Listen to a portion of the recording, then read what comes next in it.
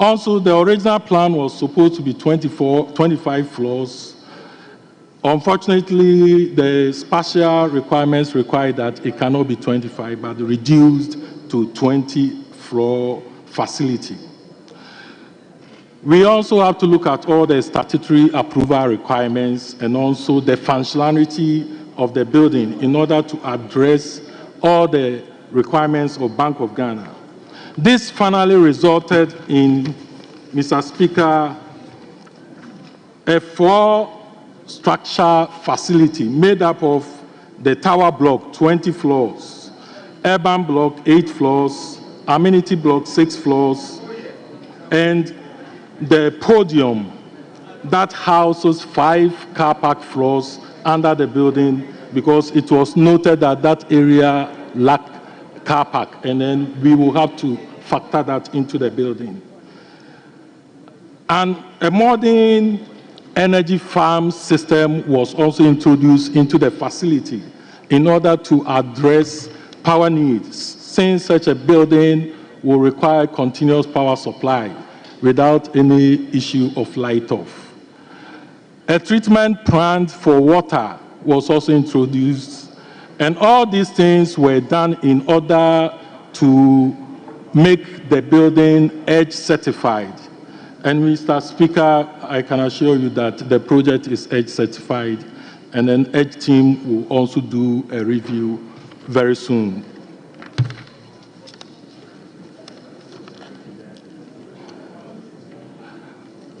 Mr. Speaker, value for money, we relied on the various approvals to confirm the value for the contract. Currently, it has been decided that an independent consultancy firm will be employed to review the project cost to see, and Mr. Governor made mention of that. Mr. Speaker, no drawings was done because it was a turnkey project. So we did not do quantity cost or quantity analysis before the project. Selection of consultants. Mr. Speaker, we used a single source method of selection, and that one to approval was sought. In fact, this was done when we have to go through the professional institutions in Ghana that can supervise such projects. After going through all the professional consultancy firms that can do that, we identified Multicard, a Ghanaian consultancy firm, as a suitable consultancy firm that can manage the project for us as the employee rep of the project. Mr. Chair, currently what I know about Crown Agent is that it's defunct. However, as indicated earlier, Mr. Governor has decided that we can use a local company to do that job. So I'm sure when the board comes, these issues will be discussed and the appropriate action taken on that. Thank you, Mr. Chair. Mr. Speaker.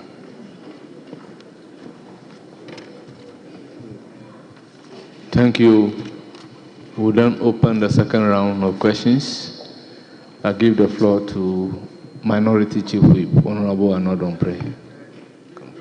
Chairman, let me thank you for the opportunity. Chairman, I've taken time to listen to the presentation, and the governor's and his team, I think one of his team members responded to a question on value for money. And amongst other things, he says they came to certain conclusion based on the procedure that was adopted. And then he also said the AESL will be contracted to do some work. I don't know if I'm correct. Then you went ahead also to say an independent body will again be contracted. I'm struggling to get some meaning. Why will, the first place, is it not too late in the day that AESL will be engaged, and why would you still want to engage an independent body on same subject matter? Am I right to come to a conclusion that after all, there are no fishy deals in this project, and Ghana did not lose out on it? And once and for all, based on your presentation and the facts you put out, we should be putting away or let the controversy rest once and for all. Will I be right to come to this conclusion?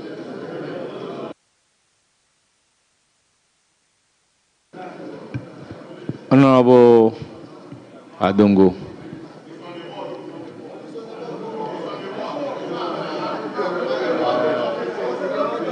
Thank you very much, Mr. Chairman. Chairman,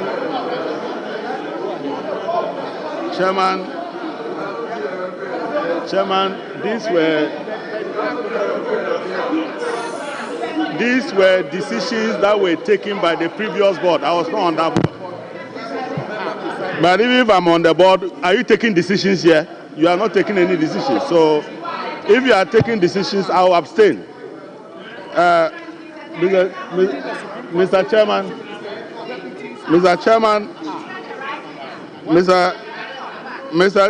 I wasn't a director when transactions were made.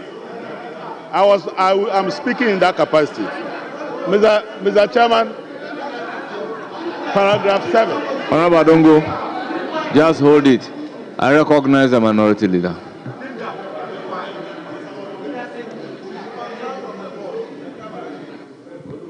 Chairman,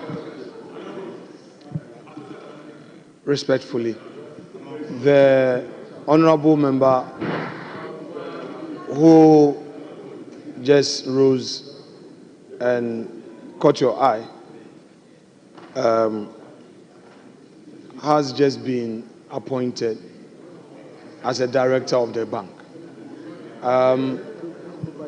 He's gone through the process, nomination through Council of State, and finally he has become a director. Although he's yet to be sworn in, I humbly hold a view that he can pass on his concerns to some other member to ask. Because, Mr. Speaker, the governor said that the same board is going to pursue the matter. It is obvious that he's in conflict. He's in conflict in the sense that, first, Mr. Speaker, he's in conflict in the sense that he's torn between two bona fides here. One as a director, and the second as a member of this legislature. Mr. Speaker,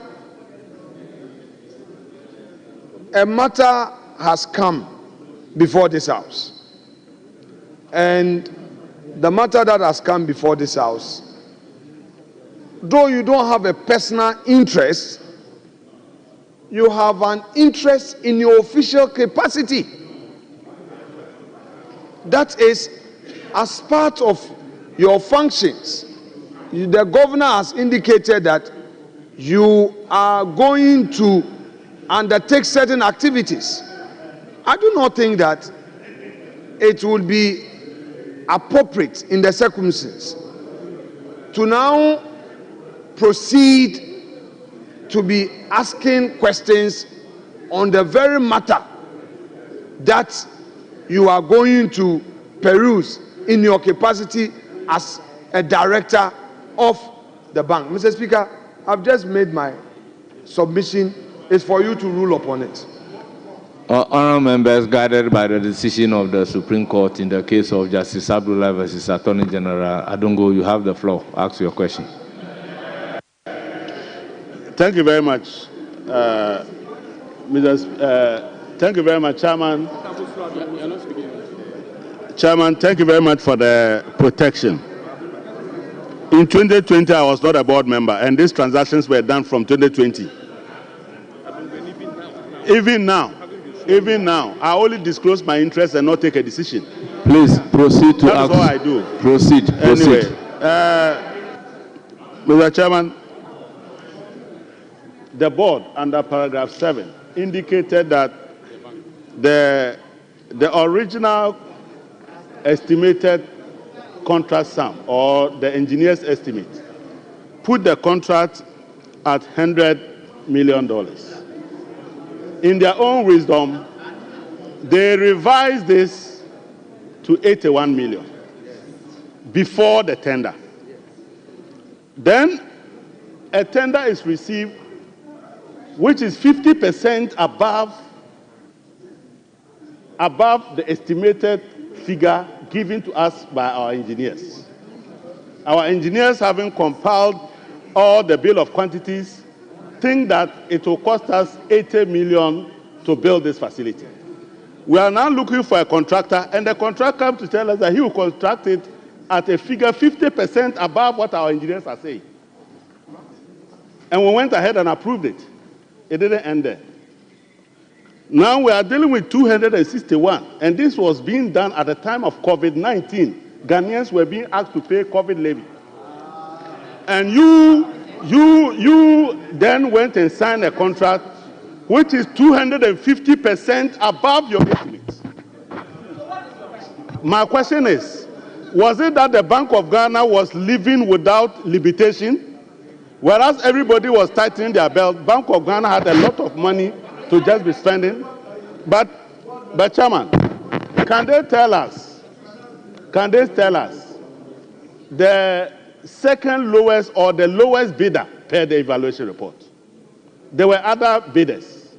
What were they saying? Were they also quoting 121 billion? Yeah. Can they tell us what the other bidders were willing to construct the property for, and for which they were ignored, and we went for 121 million? And then now we are Can they tell us what the other bidders were telling us? And then two,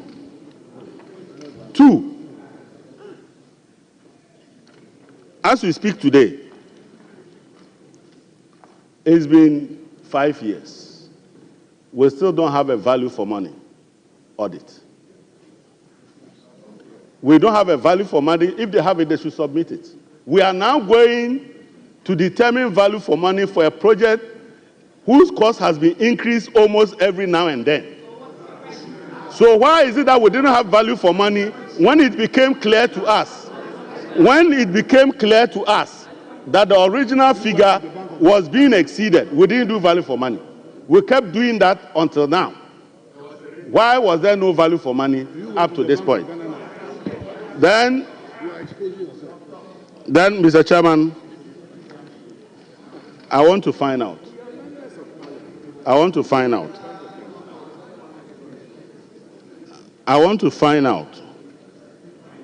Is it also one of those projects like the National Cathedral where the figure was listen to me, where the figure was a moving target? Honourable members, order.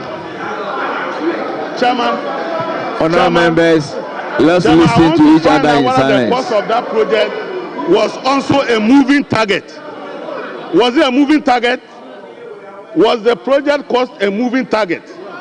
Said that it could just be going up and up and up and up without an idea where it will end? Please, Chairman, I want to know whether this cost was a moving target. Because we are in this country when you people started a national cathedral and every day the figure was going up. Then you went to build the headquarters of Bank of Ghana. That figure too also started going up.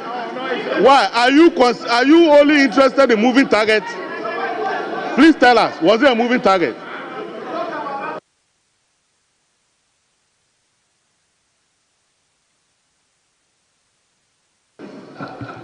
Honourable members, Honourable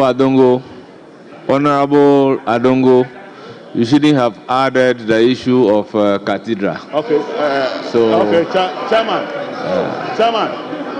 Chairman, I agree with you. So I'm not adding answer, but I want to know. Let that be a I want to know whether this project, Honorable Brana Champon, the cost of this project was a moving target and never ended. Yes, I want to know that. Honorable Brana Champon, you have the floor. Thank you, Mr. Speaker. Mr. Speaker,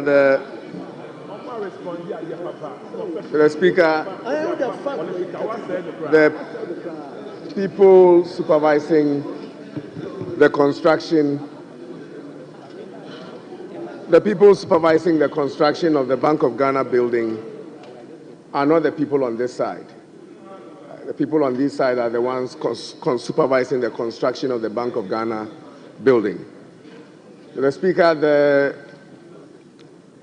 107,000 square meters, we are told, cost $222 million. And it came to, per square meter, about 2,068. They also quoted a tax element of $42 million. My question is the 222 million inclusive of the tax of 42 million? If it is, then the actual construction cost will be $1,600 per square meter, which will be far, far, far, far, far lower than the recommended construction cost for such buildings in Africa. That is, if the 222 million is inclusive, the tax of 42 million is inclusive, then the cost will be far cheaper. But Mr. Speaker, when we talk about building a Bank of Ghana structure, where a central bank structure for that matter, we are not talking about building a Ministry of Agriculture head office or an NHIS head office. We are talking about the Central Bank of Ghana. Mr. Speaker, I can assure you that the cost of construction, we can relate it to the African continent, the world market price of per square meter. But the security architecture, the implications of it alone can also be more expensive than the building itself. Yeah, right. If we are building a serious central bank infrastructure, what goes into it for security can be more expensive than the brick and mortar. So my question is, Mr. Speaker,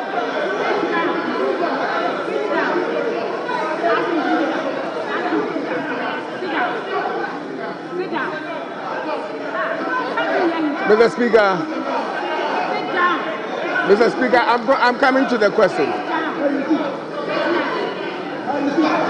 Honorable members, can we listen to each other in silence? Mr. Speaker, honorable members, with the exception of Honorable Brana Champon, all others, resume your seat. The question is, that was the background to the question. Mr. Speaker, the question is, a request is being made, and this will be the first one in this country, an infrastructure for recycling and reuse of waste to liquid treatment in a building in Ghana, the first of its kind. We are recycling and reusing waste to liquid treatment plant in this country. The question is, Mr. Governor, as you have resumed, the question is, as you have resumed this position as governor, if there is a need to upgrade the security infrastructure, as you already have, to be compliant with 2025-2026, albeit the cost of 220 million, will you admit new cost if you are being impressed upon or advised by national security to add on other infrastructure to the building? Will you admit the cost? Finally, one of your officers did mention that the cost of valuation, the cost and quantity valuation was not done. And his reason was that it is because it is a turnkey project. Mr. Speaker, I find it very strange, and I'll add the question. I find it very strange that somebody will walk into the Bank of Ghana boardroom, present to you a turnkey document, you don't review quantities, and then you award a contract. One of the most respected institutions in this country is the Bank of Ghana. The people there are highly respected, and it will surprise me. And Mr. Governor, I don't believe that a document was presented to you, quantities were not evaluated, and the Bank of Ghana accepted the bid and awarded a contract. I want a verification of that and a validation of that statement. Thank you. Honorable Richard Achampong. Mr. Chairman, thank you very much. If I heard the officer right, he mentioned that finally the cost per square meter as we speak stands at 2,446. Is that correct?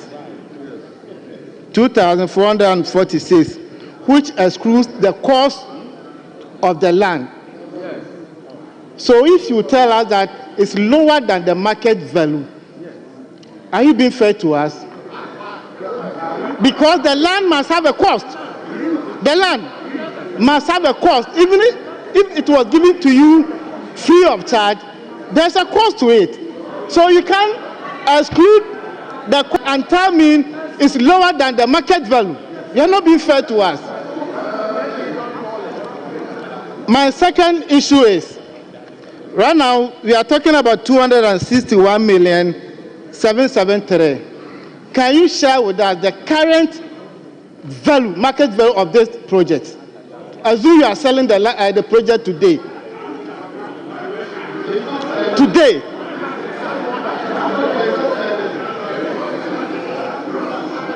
What is the current market value today if you are selling the project?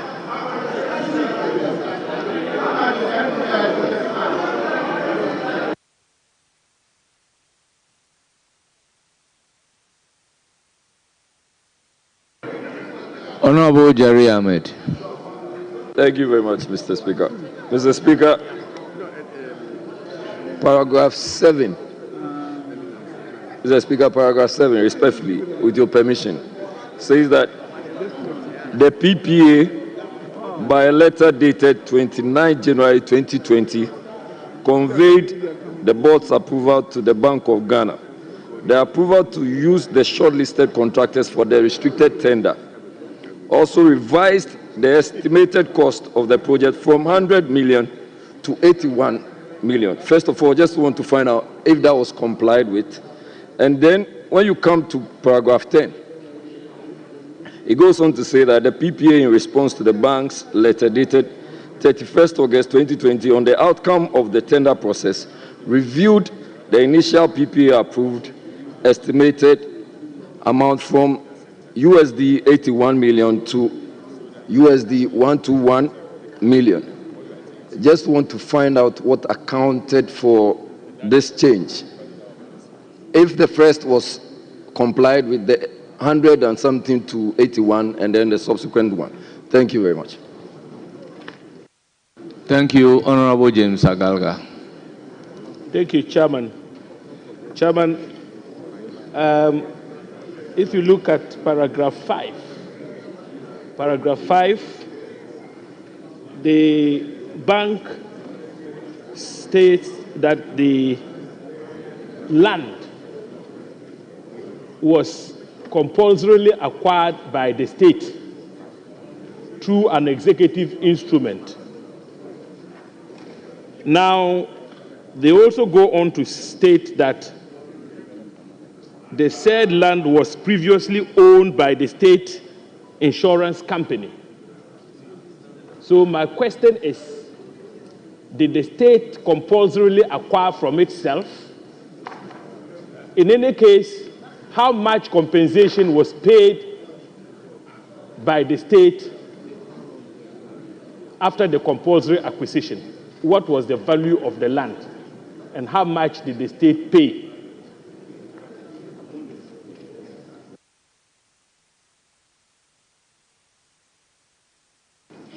Honorable Dominic Bingham Nitiwul. Thank you, Mr. Speaker. Mr. Speaker, I want the document that the governor shared with members. I want confirmation, because most of us here have gone through, or at least have held public offices before, and so we know the processes.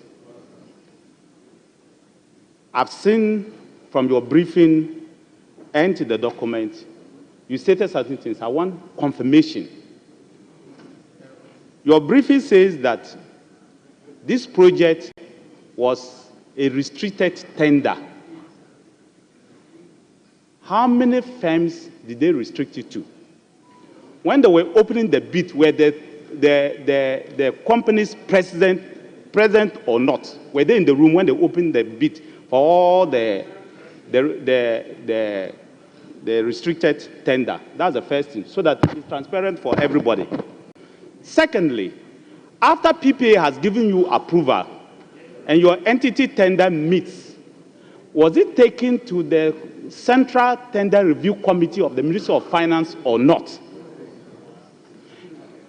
This is the second leg I want. I see it here, but I want confirmation from you. In your own document, you are admitting that the industry standard, this contract is much lower than the industry standard in terms of per square meter. What really is the problem, Mr. Governor, with this contract from your own perspective? Because one, you are admitting to Parliament here that it's much cheaper than the industry standard. So it means that this contract could have been higher. That's the first thing. You are saying to us that this contract, it could have been even much higher than the price. And so the contractor or the winning bid did Ghana a big favor, or the Bank of Ghana a big favor, by giving you a contract lower. And in fact, as the former Minister for Agri said, if the tax element is actually part, then it's much, way lower. And I will even be surprised that anybody will do that. So I want to find out from you, what really, in your view, is the problem with this contract? What is it? Is it the cost, which you said is lower? Is it that it didn't go through the processes? Or what really is the problem? Thank you, Mr. Chairman.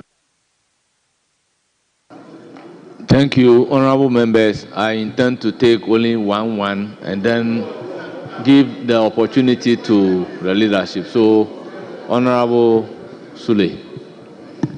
Chairman, I'm very grateful. Chairman, on page 6, please sit down, sit down. On page 6, we have been given payments up to date, but we have not been given the percentage of work done. We need to know the percentage of work done, and that's to commensurate with the payments made. So I think that is very important for us to have the figures, percentage of work done, and then amount of money paid. That is one. 2, reading and listening to the governor, we have 2 projects here. The main projects, and then the other auxiliaries that were added. Now you went to PPA and you were given approval for the main contracts. Then you went again for approval where you said you use sole sourcing for the consultancy. Now the installation and the other security items, did you go back to PPA for their approval and what procurement process was used in choosing them. That's the second issue. Then the third one, yes, it's been said here, but I still want to go to ask about it. What is the total cost of this project? I'm asking this because if land was not valued and added to the project, how do you tell us that, how can you tell us that this is the total cost? We need to know how much the land will cost. Then when you add it to the total cost of the construction and other installments, then you can say that this is the total amount of money expended on the project.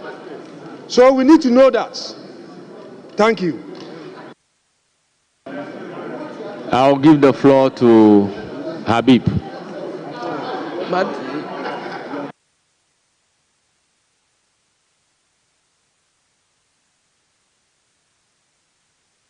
honorable leaders, when a leader is on his feet, so Honorable Abna Usayasari. Thank you very much, Mr. Speaker. Mr. Speaker, I would like to know, just as it's been stated here, that the cost of the project per square meter is way below that of the industries. So I want to know why they've been hauled to Parliament. Secondly, I also want to find out if this is the only big project Bank of Ghana has done in its lifetime. All the other projects that they have done, what is the process? I know they have done one in Takrady, they have done the hospital, they have done Tamale. And clearly, we also want to find out the processes they went through in all those other projects, and whether they went through things like this, and whether they were hauled before Parliament for putting up a project in Takrady, in Tamale, and the hospital as well. Because clearly, Mr. Chairman, if we are being told that the cost of the project is way below that of the industry's cost, frankly, why have they been hauled to Parliament? Thank you. Well, on your question why they've been called to Parliament, I recognize the Attorney General. Thank you, Mr. Speaker. Mr. Speaker, the former Deputy Finance Minister objected, a member of Parliament for Etiwa, Minister of State, sorry. Yes. Mr. Chairman, Mr. Speaker, when the Honorable Adongo was on his feet, the Honorable Member for Etiwa East, objected strenuously. I saw her on her feet. She remonstrated against Adongo asking any question. Now, Adongo has not even been sworn in. He does not owe a fiduciary relationship, all right, with the Bank of Ghana now. And yet, as a director, and yet you objected. You were on the board. At the time that this decision was taken, you were on the board. So you are even more conflicted. You are even more conflicted than the Honorable Adongo. You are even more conflicted.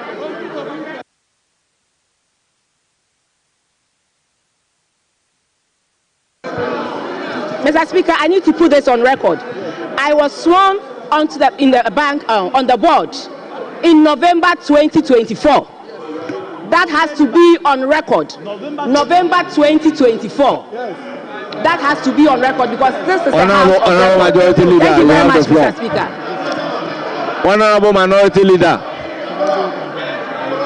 Honorable Minority Leader. Mr. Speaker, by that time, Honorable Minority Leader. Into that building. I was sworn Minority in November Leader, please, you have the 2024. floor. Thank you. Leadership should wind up. Leadership should wind up.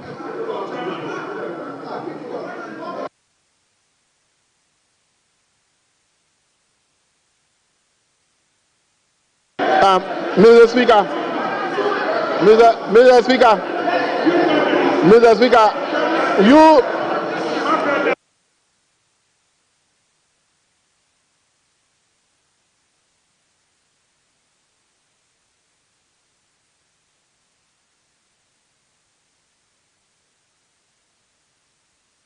Mr. Speaker. Mr. Speaker. Honorable members. Mr. Speaker, Honorable with members, respect. kindly resume your seats. Honorable members, kindly resume your Mr. seats. Speaker. Mr. Speaker. Honorable Tampuli, Honorable Kojo-Opon, please resume your seats. Please resume your seats. Mr. Speaker, if you will indulge me, Mr. Speaker, I think, Mr. Speaker, I think you should give us ample time to digest the issues. Inviting the government, you saw the debate before we went into the committee of the whole. So if we don't give members the opportunity, the questions they ought to ask the governor, when will we get that opportunity again? I want to appeal to you that you should allow members to ask those questions. Honorable people, you have been in this house for some time. Tell me an occasion of a committee of the whole that we have taken 10-10 from each side.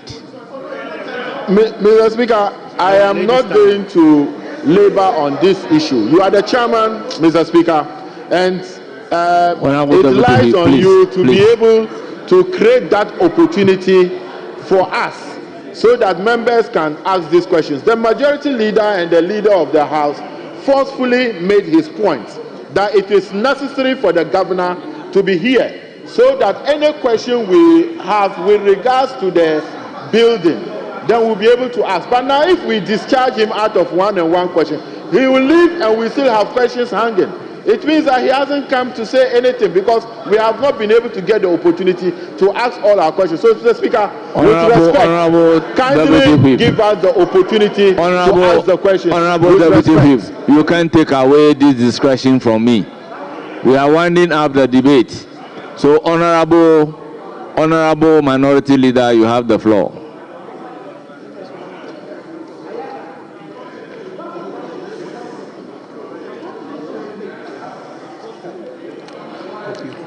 One up, so that we can give the opportunity to the governor to respond to all issues raised. Mr. Chair, my humble suggestion is that they have received a lot of questions. Let them clear it. Then once they are done, we can come in with our, then they will do the final answering.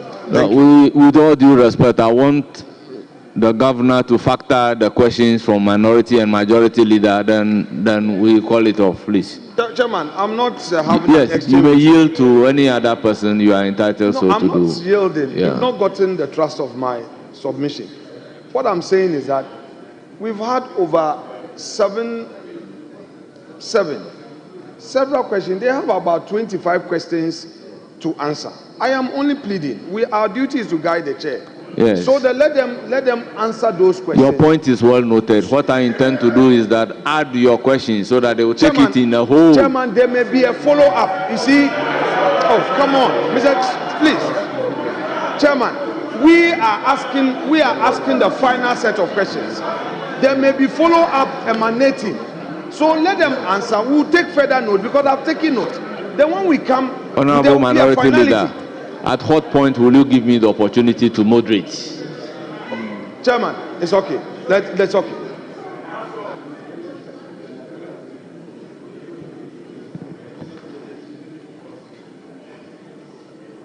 Chairman, the governor in his introductory remarks, in his intro, he indicated that they, as a bank, have a duty in ensuring financial stability. And that duty they would not depart from. He's also giving us a professional response to the general concerns on the streets of Accra. Indeed, to demonstrate transparency, he told this House that he came with those in charge of the project.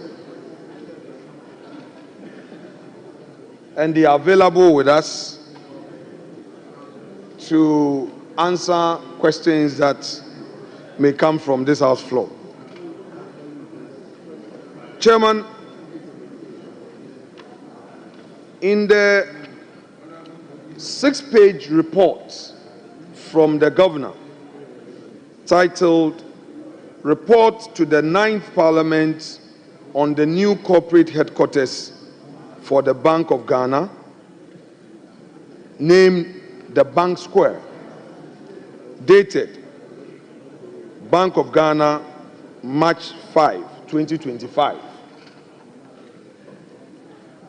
Indeed, the entire report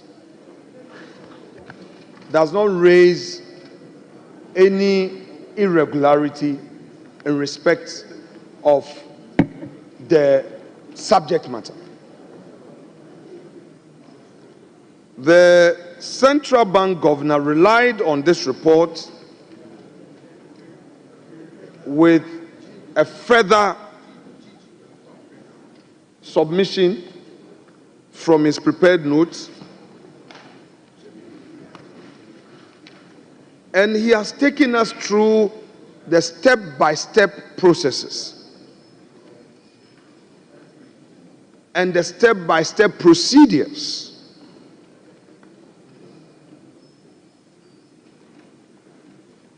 that the bank followed.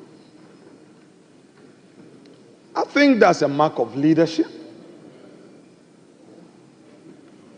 And on this side of the House, we convey to you our respect to you for that sincerity.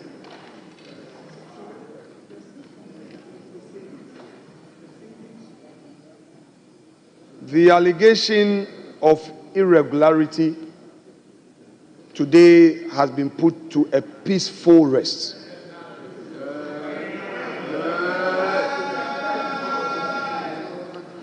In your submissions,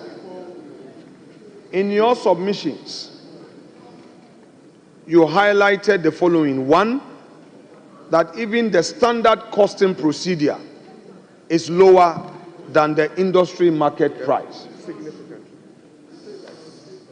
As contained in your submissions, which submissions have become part of Hansard, and it's a matter of public records. Two, you have also shared with us, as the people's representatives, that the variations were occasioned by necessity. The necessity included, one, security, which was not initially considered. Two, the need to have a system that would generate power, a recycling facility. You've also indicated that indeed this also necessitated the variation. Third, you've added, and this came through the project manager, that apart from the building, the original tower, there were other additional buildings that were originally not considered as part of the original bid. I'm happy that Hansard has witnessed all these explanations. Hansard has witnessed all these explanations.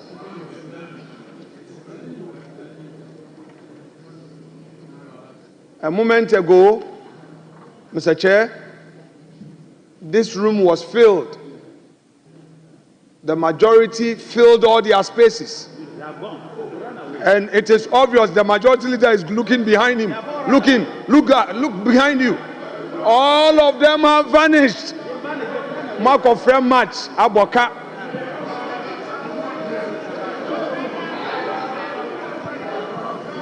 Mr. Chairman,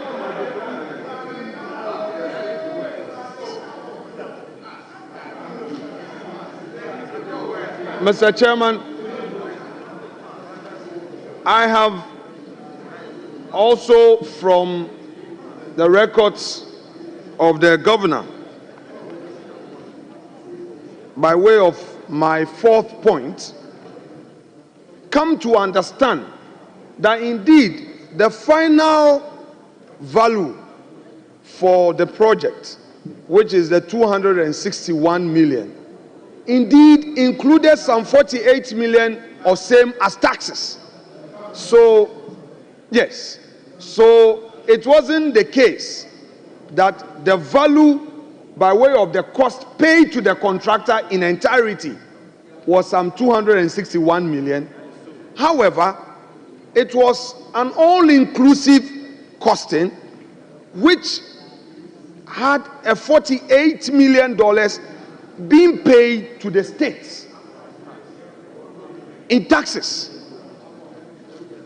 So that distinction has also been drawn, and this parliament is pleased for that information from the governor.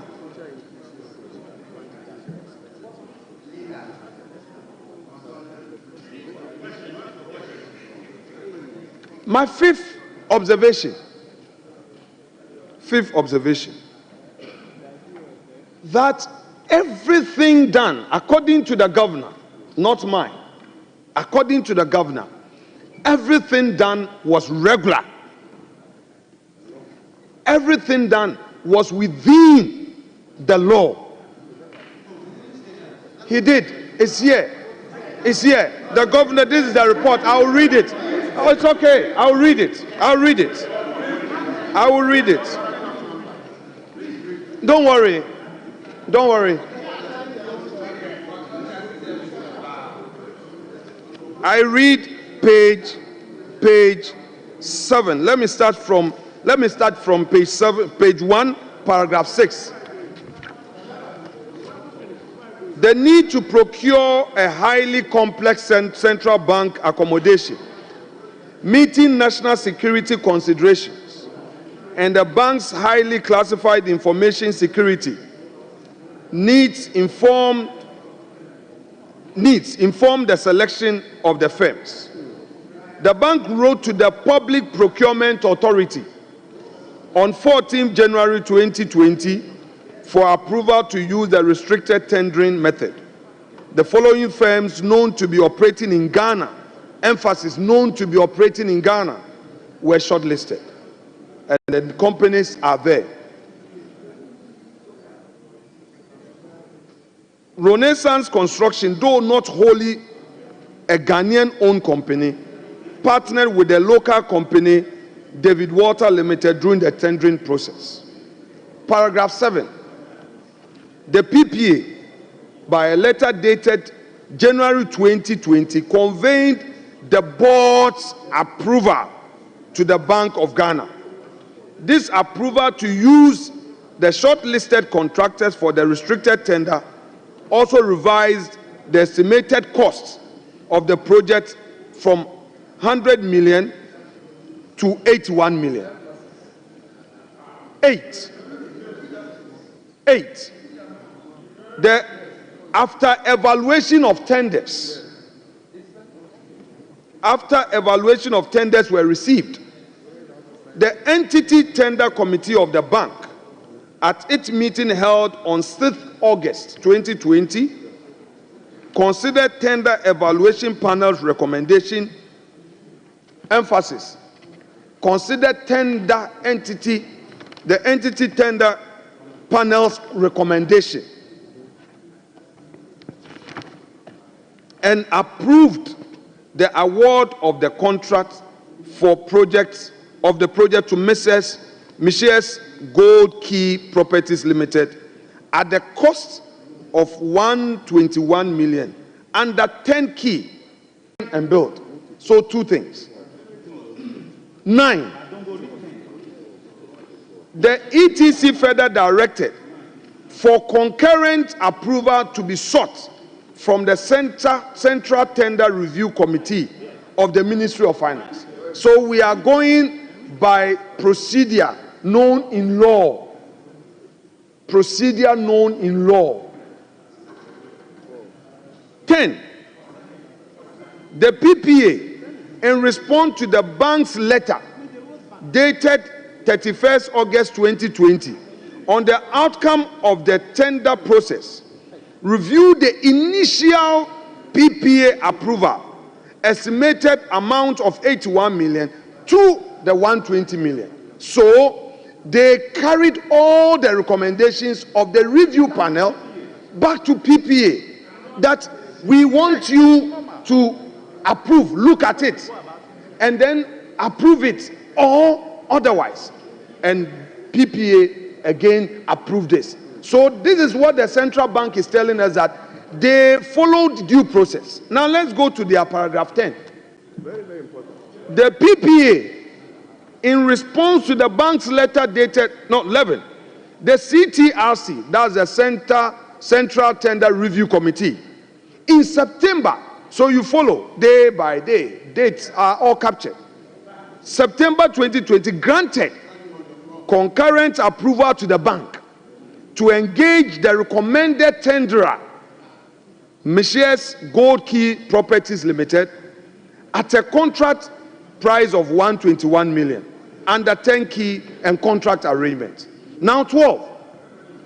In November 2020, the bank signed a contract with the contractor for the construction of the corporate headquarters for a period of 30 months, into bracket, 6 months for design, 24 months for construction. The project site was formally handed over to the contractor in March 2021 for the commencement of preliminary site works and designs. So, Mr. Speaker, Chairman, from this point, it is clear that due process, according to the central bank, was followed. This is their report, not mine. This is not a partisan report. This is not a report from any consultant. This is a report which is the bona fide of central bank to this house. Mr. Chairman, let's come to design scope and cost reviews. The narrative out there was that a contract sum to Gold Key amount to X amount. But here, there's a disclosure that there is a design scope. There's a scope for design of the whole work.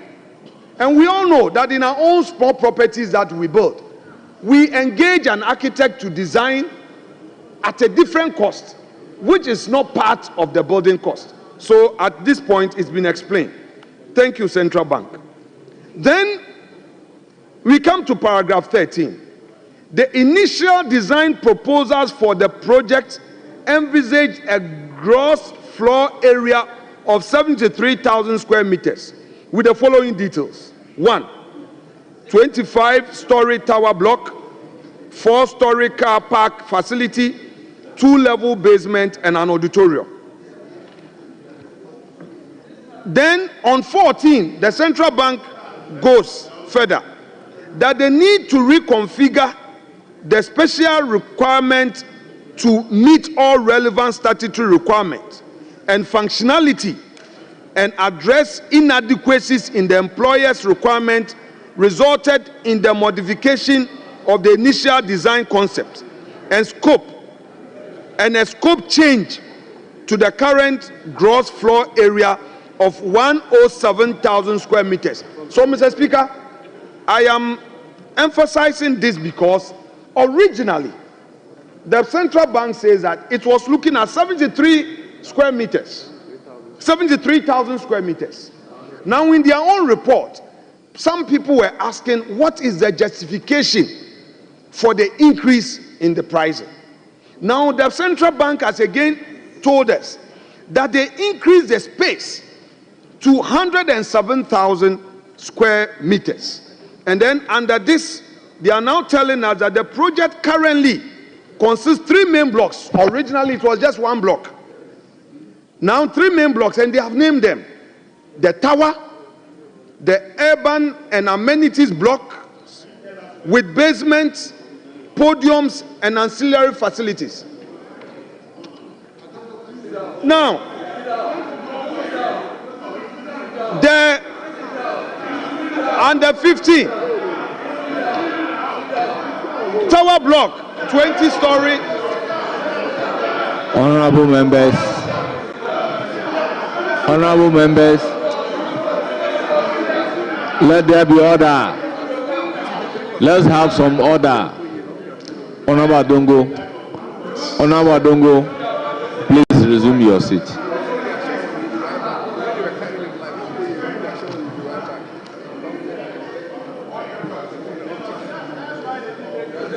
When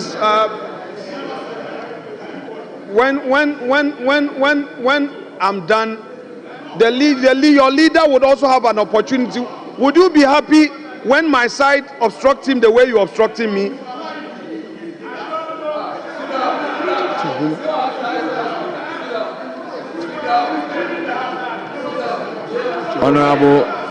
Honorable Minority Leader, address the chair. Honorable Adongo, resume your seat. Thank you, Chairman. Thank you, Chairman. Mr. Chairman, the Bank of Ghana, after explaining the increase in the gross floor area, now covering 107,000 square meters, urban and amenities blocks with basements, podiums, and ancillary facilities. And these are the specific breakdowns.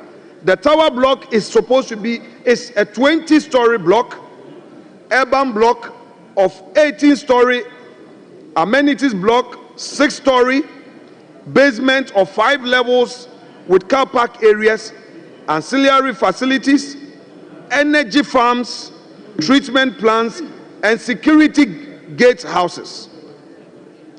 Then they go further to say, in addition to meeting these requirements of all relevant building codes, the building design incorporated sustainable design concepts such as energy conservation, water conservation, recycling, and reuse of waste, liquid, and solid.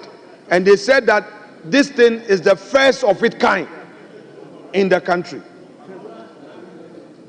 Then they go further to say the design satisfies the excellence in design for greater efficiencies green standard, for which preliminary EDGE advance has been used.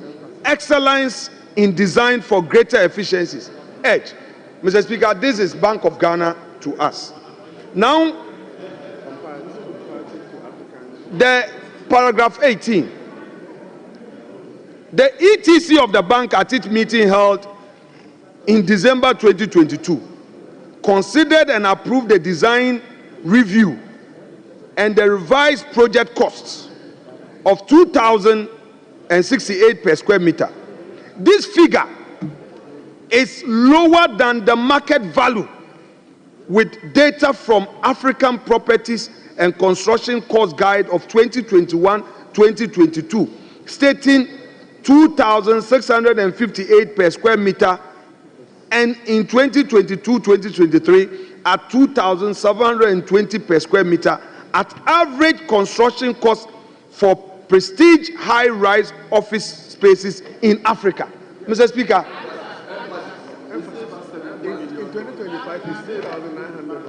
Mr. Speaker, this report is coming from the bank, that in all their dealings, they ensured value for money, and then the pricing was even far lower in terms of known costs, benchmarks in the industry. This is in their report, not mine. Mr. Speaker,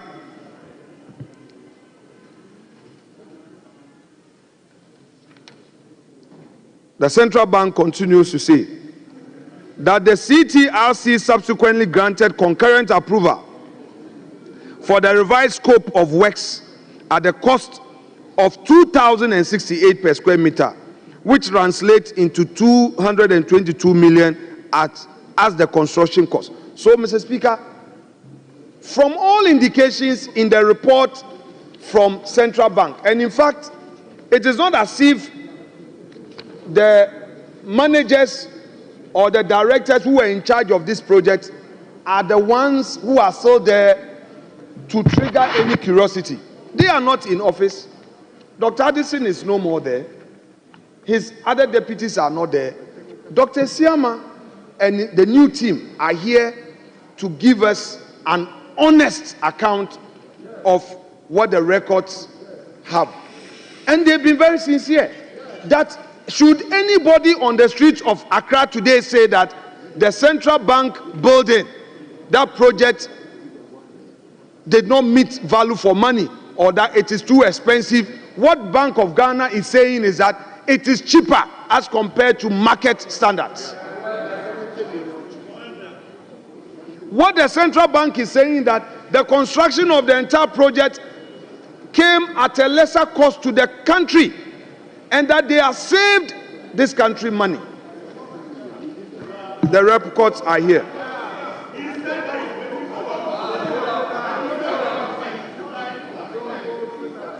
Mr. Speaker, if you come to paragraph 19, the Central Bank again gives us a further breakdown that out of the construction cost of 222, payment made to date is $202 million.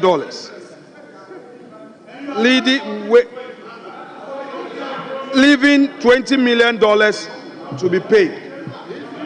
He says that... Honorable Minority Leader, yes, please be brief. Yes, sure. I'm concluding. Thank you, Chair. Now, he says that as at end of February 2025, over $42 million had been paid in taxes. Mr. Speaker, of emphasis is the fact that this construction came at a great savings, huge savings to the state. Instead of the contractor being paid 2,658 per square meter, Bank of Ghana was able to negotiate a lower amount of 2,068. This is contained in paragraph 18. Bank of Ghana is saying that apart from following due process, it has also saved the taxpayer money.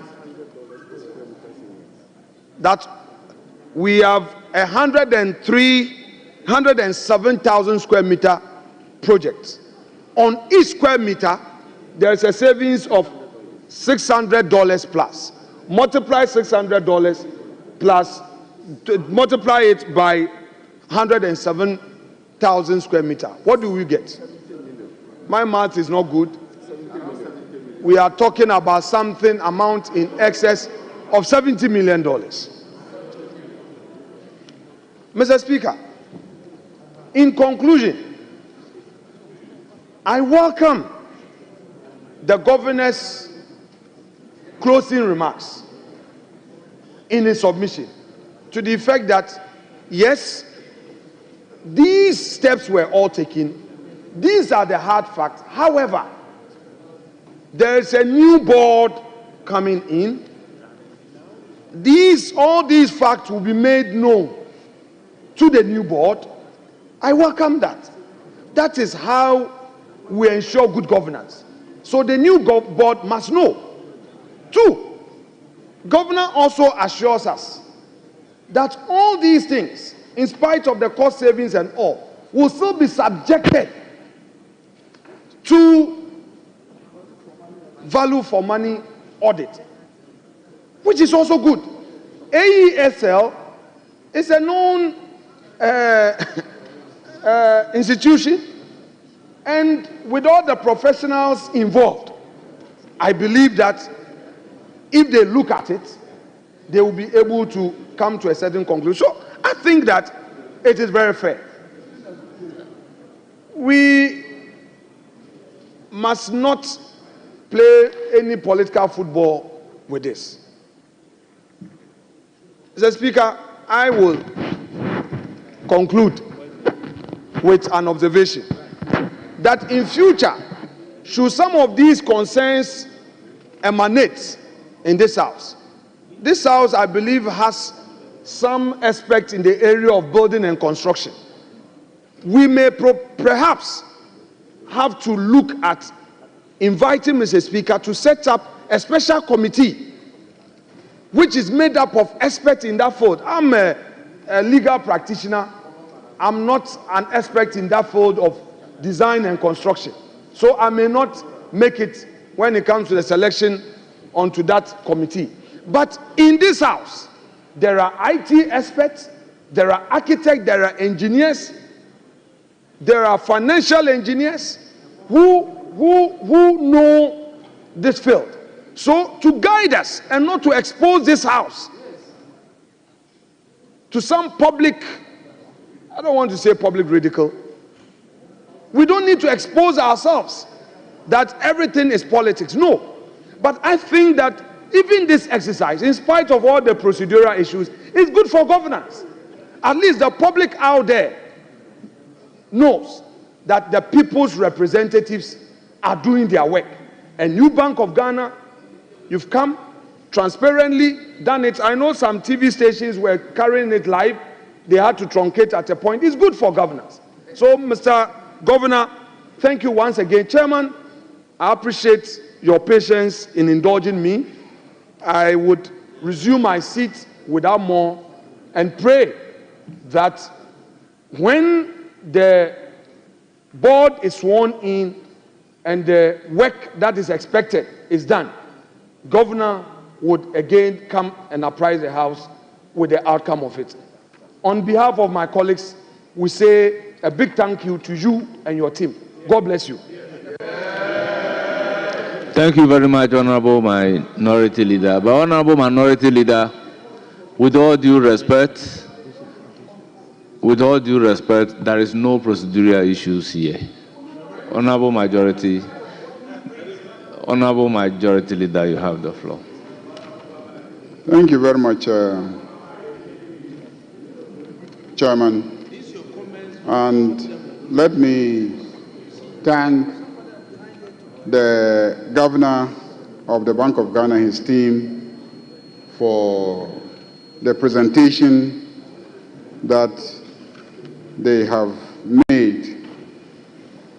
I have been very involved in the advocacy around accountability for the construction of the new bank head office building.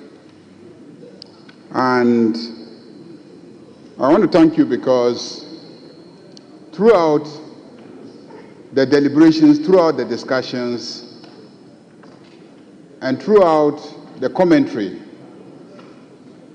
initially we're told that the building cost $222 million United States dollars.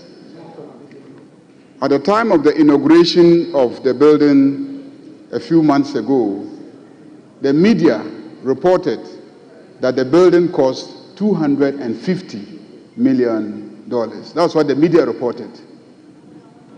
But by today's briefing, we are getting to know that the actual cost of the building is $261,773,268 million United States dollars.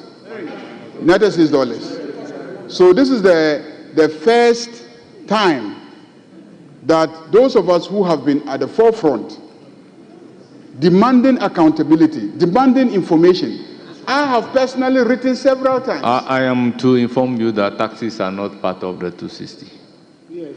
So taxes are not part of the 261 million. So if we added taxes, which you say is 46 million, then so whatever it is,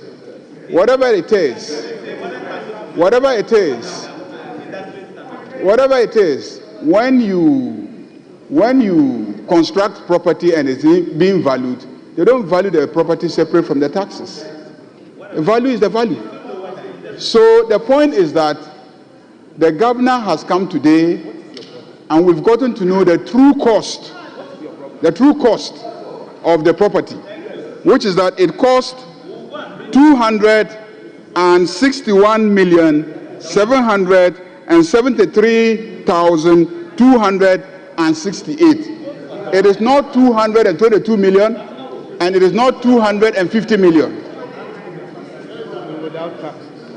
The point that the statement also reveals is that for several years, the Bank of Ghana has been wanting to build a new head office building. And that one day themselves wrote to PPA. They themselves proposed a property that cost $100 million. They themselves proposed a property that cost $100 million. That the PPA gave them an approval to construct a property valued at $81 million. So you yourself, the bank, you want to PPA and say, we want a property valued at $100 million. And PPA said, no, go and construct a property valued at $81 million. Today, you have come to tell Ghanaians that in spite of the fact that PPA says go and construct a property valued at $81 million, you have gone and ultimately you have maneuvered and you have constructed a property worth $261 million. $261 million from your own request of $100 million, from PPA directing you that it should be $81 million. Today, you are telling us that the property you constructed cost $261 million. Mr. Chairman, I listened carefully.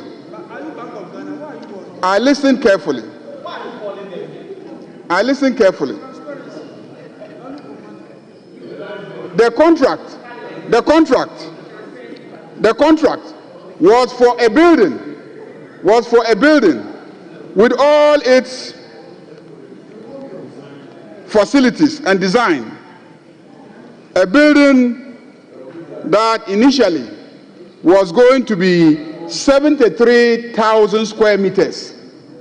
A building that was going to be 73,000 square meters.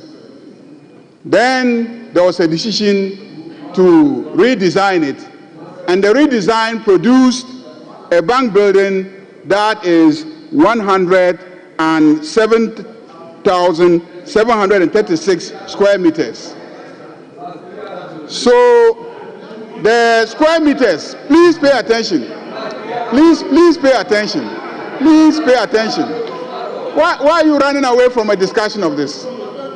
Please, listen. No, listen. Honorable Majority Leader, please address the chair. Order. No, I will flow. Honorable Tampuli, I don't know you to be like this.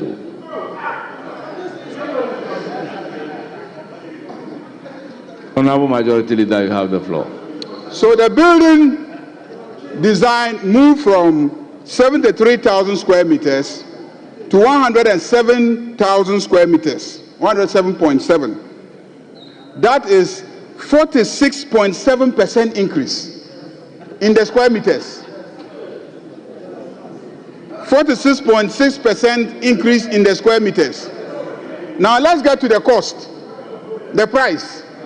Whereas, so the price for 73,000 square meters was 121 million United States dollars. When you redesigned it and it moved from 73,000 to 107,000, the price moved from 121 million to 222 million. And that is a price increase of 84%. 84%. So you say that the indicator is the cost per square meter. You said that. The indicator.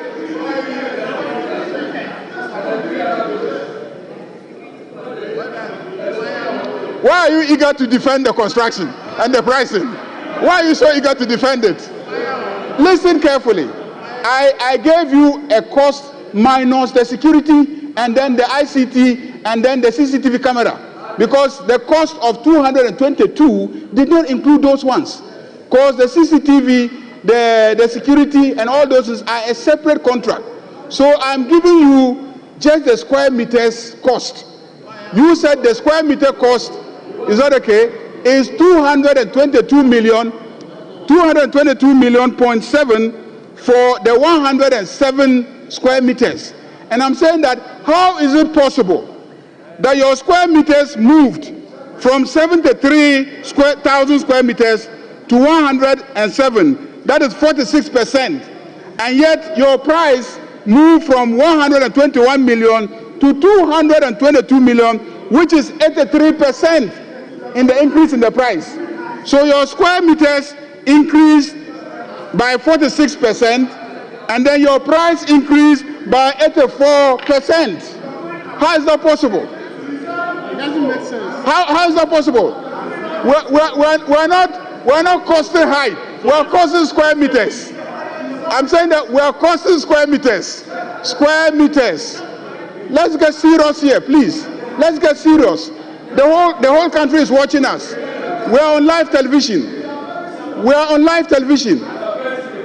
How can you convince the SS student, former Minister for Education, how can you convince the SS student that you say you are pricing a building based on square meters, and you say that 73,000 square meters cost you 73,000 square meters moving to 107 square meters, the percentage increase is 46.6%, and then when it comes to the price of the same square meters, then it now moves from 121 million to 222 million, which is 84%. How is that possible?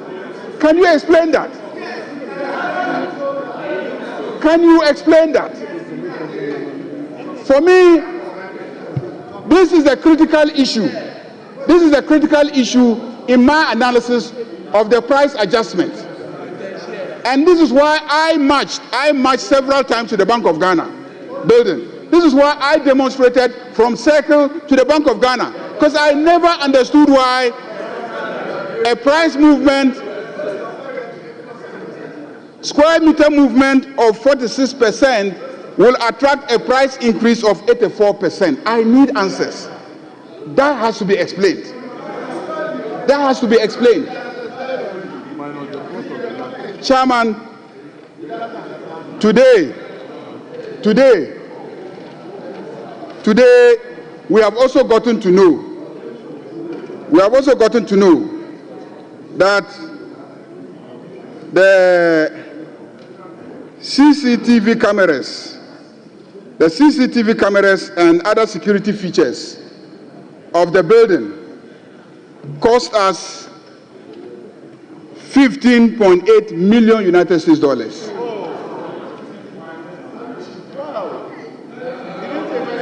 CCTV cameras and other security features.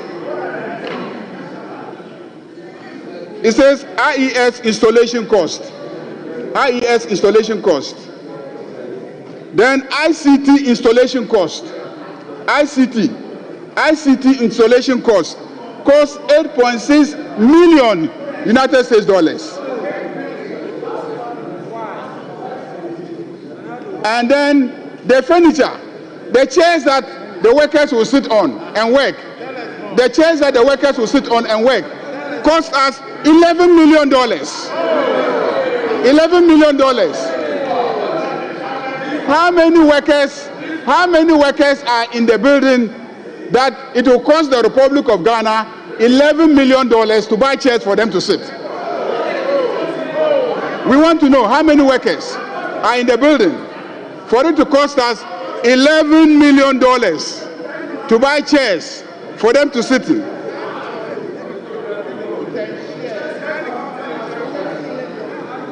So let me ask, in addition, a few basic questions. I know that you have just assumed office. You have just assumed office. And you are telling us that this is the report that you have been given. Have you verified the square meters?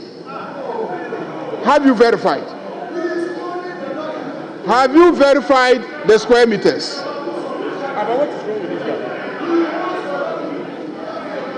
Have you verified the square meters? 2,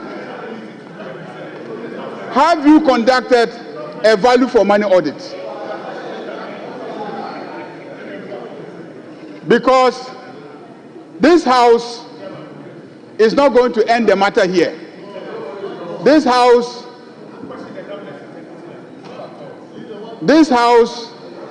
we're asking the governor questions. This house is not going to stop here. This house is going to follow up with you so that when you verify using AESL or any other institute, let's say the Institute of Architectural Engineers of Ghana, for instance, or even the institute at KNUST, when you use them to verify, we expect you to come back to this house and report to us. Secondly, we want you to assemble the engineers, the architects, and the surveyors and explain to me how a variation of 40.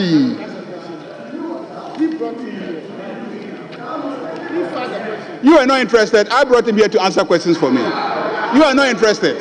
So please, I'm the one interested. Clearly, you are not interested. Clearly, you would have done that and yet forgot about the building and its cost. Honorable Majority Leader, please address the chair.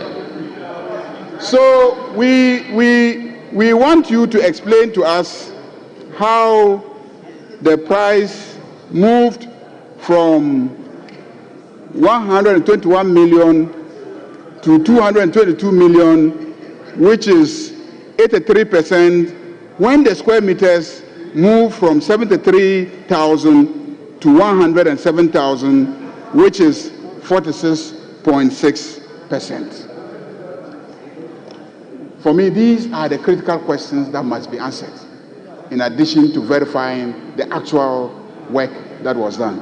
Thank you, Mr. Chairman.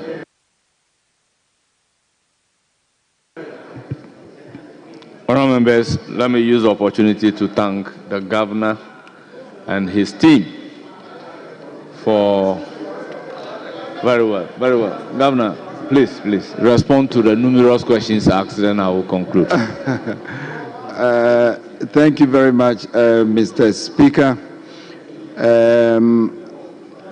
We have taken note of all the questions that honorable members have asked. And as I said, the board will delve into this. There are some residual matters that I cannot talk about. even aside the value for money issues. And given that no value for money has been done so far, given what I've been told by the project team, I think it makes sense to engage an independent agency.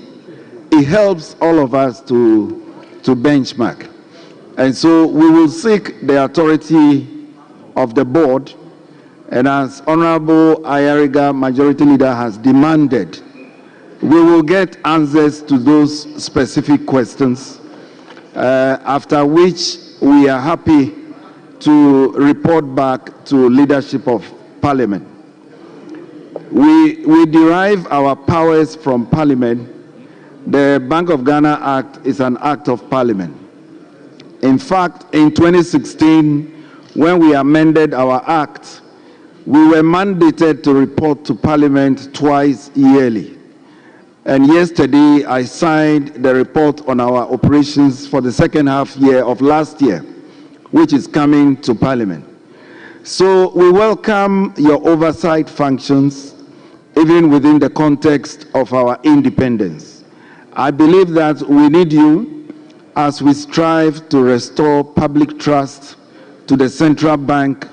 We want to strengthen the integrity of that institution, and I believe we are partners in this regard.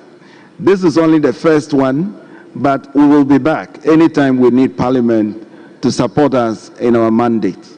I thank you, Mr. Speaker.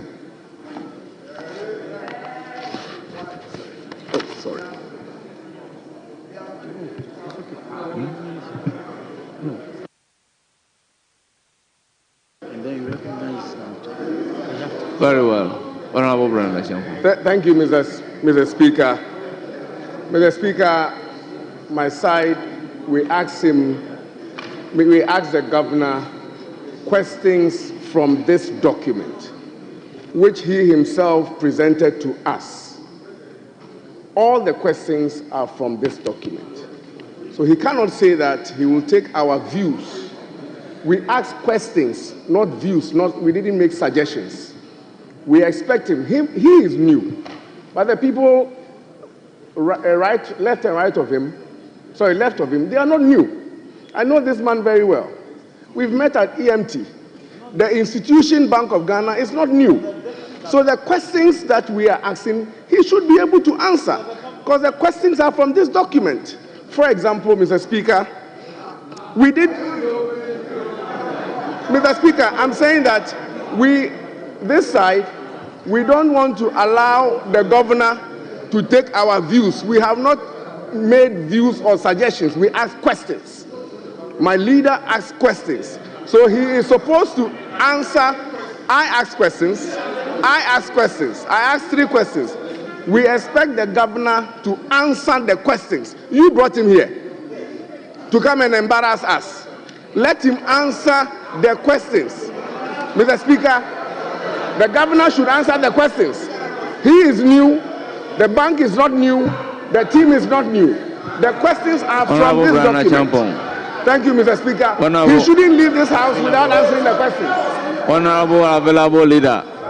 Honorable available, yes. Honorable Ayariga, let me hear you. The honorable member just said that I brought the governor here to embarrass them. Mr. Speaker, are they the ones who procured the Bank of Ghana building? Are you the one who procured the building? Or are you admitting that you had a hand in the procurement of the building? How come you will be the ones embarrassed if the actual price is known? How? Maybe he's a consultant. Are you involved in the procurement? So please, it's a public asset. It was procured with taxpayers' money. I had issues. In fact, this side had issues. 138 of us, 36 of us, we marched. I have asked questions that cannot be answered now. He says that he is not capable of answering them now. He has to go and refer the issues to his board, get permission from the board to now go and do a value for money audit and etc. So please. Honourable members, I use the opportunity to thank the Governor of Bank of Ghana and the team for attending upon the House and responding to questions and taking suggestions on board. So once again, thank you. Honourable members, I also thank you for having a successful committee of the whole meeting. Governor and the team, you are accordingly discharged.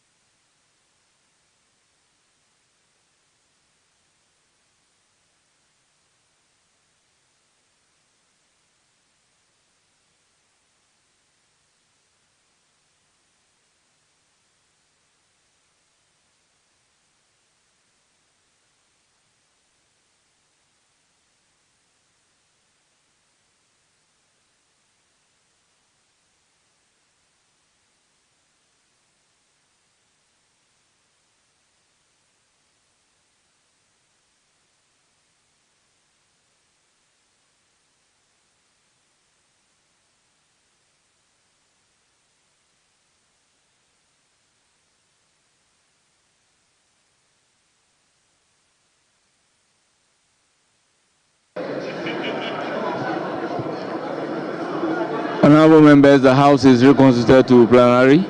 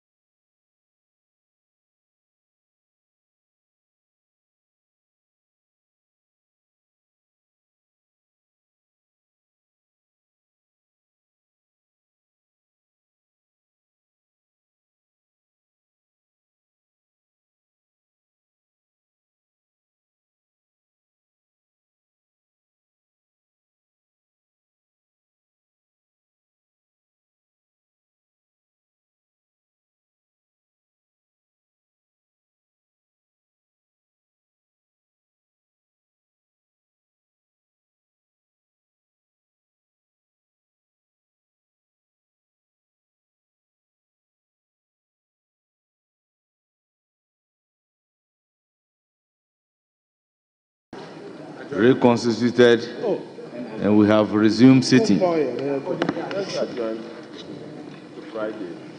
Honourable members, let's turn to item numbered 8 at commencement of public business.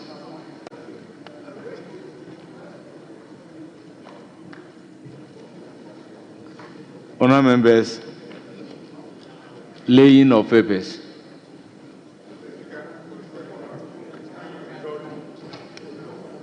Indulge me. I just checked our emails where the ICT normally puts information that they put on the console, but the statement, document that the governor brought is not on it. So I wanted to draw it so that for us who didn't have the hard copy.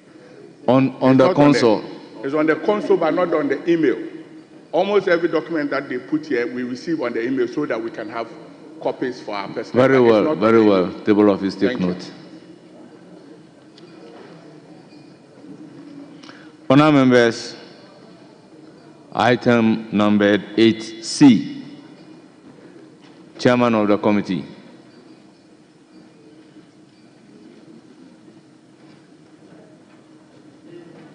Okay. 12 report of the Appointment Committee on His Excellency, the President's nominations for appointment as Ministers of State and Deputy Ministers.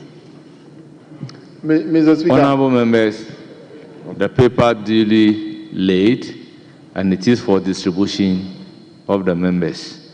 Yes, available leader. Mr. Speaker, the deputy leader, when you said the chairman of the committee, he was on his feet bowing for it. He's not the chairman of the committee. He needed to seek, you are the chairman, if you are presiding, he needed actually, if it is your leave or you give him that permission, but that is not the procedure. He cannot just get up when they say chairman and you bow as if you are the chairman, because you are not the chairman.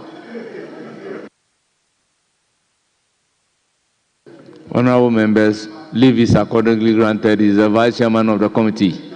And when the chairman is presiding, whatever the chairman is supposed to lay, the vice chairman is equally eligible to lay. So, honourable members, the paper is duly laid and is for distribution to members. Honourable members, we move to item numbered 9.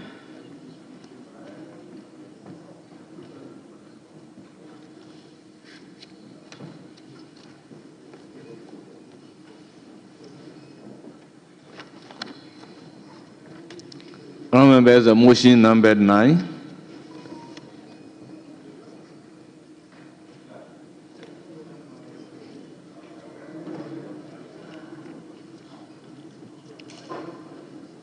The debate on the state of the nation. May I have the pleasure to give the floor to Honourable James Agalga.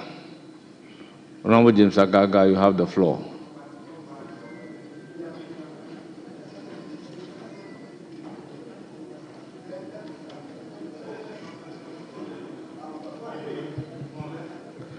Honourable members, thank you, Mr. Speaker, for we've the opportunity. revised the time. So, honourable members, we are speaking for 10 minutes. Mr. Speaker, I thank you for the opportunity.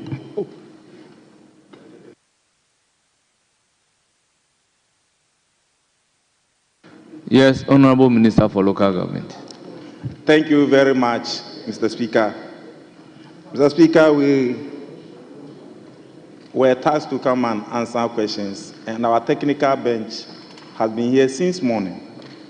I don't know if the other people have been varied, and if that is the case and the questions will not be answered today, then we can let them go back to the ministries and start working. Very well. At pre-sitting, I think a decision was taken that we should reschedule the questions for today.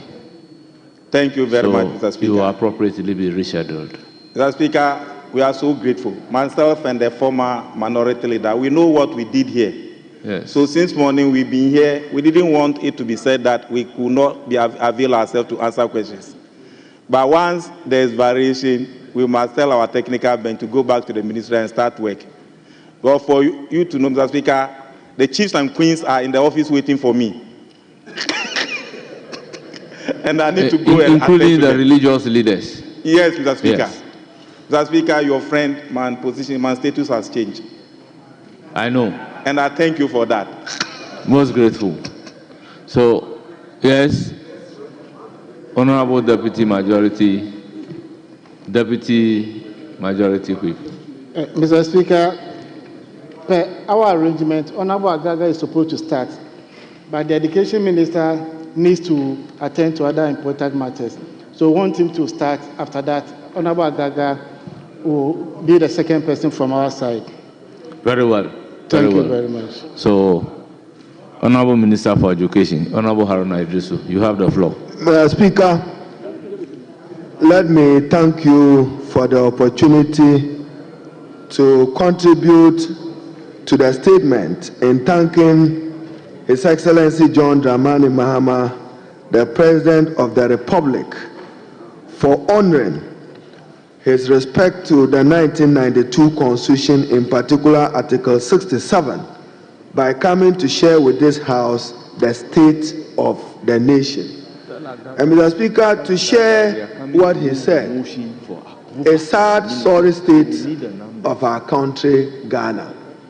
A country riddled with debt, a country struggling with unsustainable debt, a country that has introduced in its economics new vocabulary for those now studying economics: haircut, debt exchange, domestic exchange.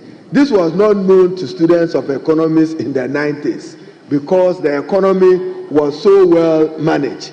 Mr. Speaker, today you have them who prided themselves that they were superior managers of the economy. Today, public debt is at 741 billion. If we add the road sector debt, 29 billion, electricity, 80 billion, to 71 billion, what is left with the state? What is left with the state? That you don't want President Mahama to describe it as a sad one. It's indeed a sad one. Mr. Speaker, unemployment has increased. Cost of living has increased. The private sector in Ghanaian businesses destroyed. But Mr. Speaker, let me focus on governance before I come back to the economy. Mr. Speaker, when President Mahama first under the Fourth Republic, we have had ministers from 110 to 88 to 93 to 88. He is setting a new benchmark for this country. And Mr. Speaker, the new benchmark is that he will govern this country with 60 ministers. Undeniably, the smallest size of government ever under the Fourth Republic. No president have run this country with 60 ministers. However difficult or good it may be, Mr. Speaker, the lesson is that this country must stand with him to work to reduce the size of government. When you take Article 78, it says that the president shall run the country with such ministers as he may require. Mr. Speaker, it's only important that the Constitutional Review Committee will take up this matter, and this Parliament must stand with the Constitutional Review Committee so that we have a ceiling for the number of ministers that any president in Ghana will want to work with tomorrow. It should not be left to any president to come and say, I'm reverting back to 110, I'm reverting back to 80, I'm reverting back to 90. If John Dramani Mahama can run this republic with 60 ministers, let it be the minimum that every other president tomorrow should run with. He didn't run government with your elephant size of government in 2017. In 2017, you ran government with 110 ministers. That counts. The facilities, the privileges of ministers is cost to the state. So once he cuts the size of government, he is reducing cost to the state and making money available which can support unemployment and others. But Mr. Speaker, as I have indicated, let the Constitutional Review Committee take up this matter. Let Parliament support them so that in reviewing the Constitution, we provide for a minimum of ministers that any president can have tomorrow. So that it is not like 60. President Mahama provided a ceiling of 60. The Constitutional Review should respect that ceiling, and presidents in future should run with that. Then, Mr. Speaker, IMF, they were running. They said superior managers of the economy. What happened to the Fiscal Responsibility Act? It was on suspension even before you exited political power. You said you wanted fiscal prudence. You brought in a Fiscal Responsibility Act with Ken Oforiatta as your minister. When we said censure him, you said no. Now that you have lost, you want to blame him for everything. You supported him to mess the country up, mess the economy up, and mess your administration up. So walk in regret and live in regret. When we said that he should be called to order, you overborrowed. And Mr. Speaker, again, let this parliament work for the people of Ghana. Ghana needs to have a ceiling on how much we can borrow. It cannot be at every time as it pleases a finance minister. He walks here, Parliament fails in its responsibility, grants him between 2017 and 2021 before COVID, $3.5 billion. Yet the previous NDC administration did just $1 billion. So again, elephant appetite for borrowing. Your government had an elephant appetite for borrowing. At every time you wanted to borrow, and you borrowed, you undertook fiscal infrastructure. You said you were building Agenda 111 hospital, 88. At least, if 2 or 3 of it was functional, it will make meaningful contribution to maternal health, improve healthcare delivery in Ghana. Your overambitious initiative, you got none completed. You are more interested in winning votes at the December election than caring for the lives of Ghanaians. Mr. Speaker, President Mahama will soon launch the Mahama Cares, where some money will be dedicated and seed money provided to the Mahama Care, which will deal with diseases that are not catered for under the National Health Insurance Fund. Mr. Speaker, then to IMF. You said you won't go to IMF. You finally held a calabash begging the IMF. Yet you were here that no, you must govern with some sincerity. Today we are back to IMF. This is the 17th IMF program of Ghana. Mr. Speaker, we will have to resolve as a country have to deal with it. Mr. Speaker, then President Mahama also promised 24-hour economy. And let me assure members of this House that it is not going to be driven largely by the public sector. It will be a private sector driven initiative of President Mahama. And Mr. Speaker, sooner than later, the Minister for Finance and Attorney General will be in this House to amend the Ghana Investment Promotion Act, the GIPC Act, to provide for adequate strategic incentives to any investor who wants to invest in a 24-hour economy. We need to expand the manufacturing sector of this country. Investors such as Japan Textiles, Akusumbo Textiles, and Palugu Tomato Factory. Any investor who can bring in money and run it for 24-hour economy, President Mahama and this parliament will support him to do that, so that it will generate employment and also contribute to the GDP growth. What this parliament, Mr. Speaker, must insist in future. You came with one district, one factory. You are reminded. Do you have one in Wale Wale? Is your watermelon factory functioning well? Ask whether the Nsawam factory is working. But Mr. Speaker, the important thing is that in granting tax exemption and incentives to the private sector, we must ask 3 questions as Parliament. 1, how much are you contributing to employment? 2, what is your contribution to GDP? Before we make those generous grants to them. But Mr. Speaker, if you take from Kumasi, Ashanti up to Wale Wale, you will not find any factory that employs 1,000 or 2,000 people. So for instance, the people in the Brown region, poultry. Government will want to invest in poultry farming. That is their advantage. We should support them to do that. Cashew, we should support them to do that. So the 24-hour economy, government will provide, under the leadership of President Mahama, an enabling environment for the private sector to thrive. Not your government which came and destroyed the Ghanaian private sector. Yes, go and ask the private sector, whether AGR or Association of Ghana Industries, the harm when they were borrowing at those prohibitive interest rates, it did not allow for that. So, Mr. Speaker, then I come to the energy sector. This country, Mr. Speaker, we need a second gas plant. Beyond Atuabu gas, maybe in Kumasi somewhere in Sunyani, we should be thinking of the establishment of another gas plant so that we reduce the fuel consumption, which is part of the cost of the electricity company of Ghana. Again, it was the NDC, the vision of John Evans Atta-Mills at the time, who invested $800 million in getting the Atuabu gas plant constructed. Look at the gain and the benefit that it has done. All this year that you borrowed 741, almost $50 billion. What did you do with that money? What did you do with that money? Then, Mr. Speaker, they failed again to thank President Mahama for introducing ESLA. Those were part of the taxes you described as nuisance taxes. Yet you benefited conclude. 45 billion from the energy sector, lady. Mr. Speaker, let me conclude with my sector, education. Mr. Speaker, on education, we remain committed to expanding access to quality education from primary to secondary education.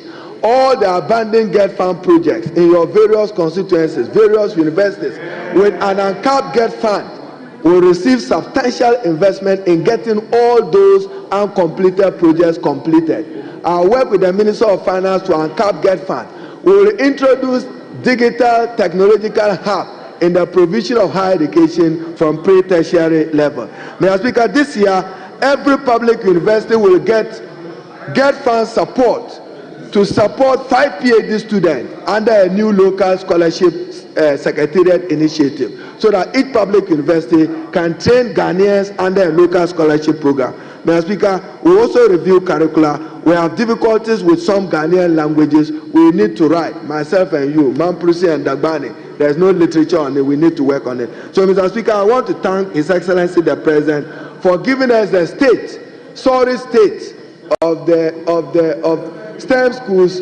We will build more. Each region will get a STEM school. Mr. Speaker, I thank you. So, Mr. Speaker, I thank you for the opportunity, but don't think that tomorrow there is an election and Ghanaians will forget how you mismanage this economy with a single economy, single debt. Thank you very much, Honorable Leader. I will proceed to give the floor to Dr. Kabiru, Honorable Dr. Kabiru. Thank you, Mr. Speaker, for the opportunity to contribute in support of the motion to thank His Excellency, the President of the Republic, for delivering the presidential message in accordance with Article 67 of the 1992 Constitution. Mr. Speaker, it's rich when the respected former leader and minister responsible for education argues and debates same on the State of the Nation address and mention about new lexicons in our economic discourse, i.e. DDEP. Mr. Speaker, I'm quite young, but I grew up learning about SAP, Structure Adjustment Program. Mr. Speaker, I grew up learning about PAMSCAD. These were new lexicons introduced into this country by a government, which they are descendants of. So when it comes to new lexicons in our economic history, I'm quite sure, I'm certain, Mr. Speaker, that we know where the odds will fall. The NDC has been at the forefront when it comes to introducing austerity measures to the good people of Ghana. Mr. Speaker, I think that my respected leader talked about constitutional review.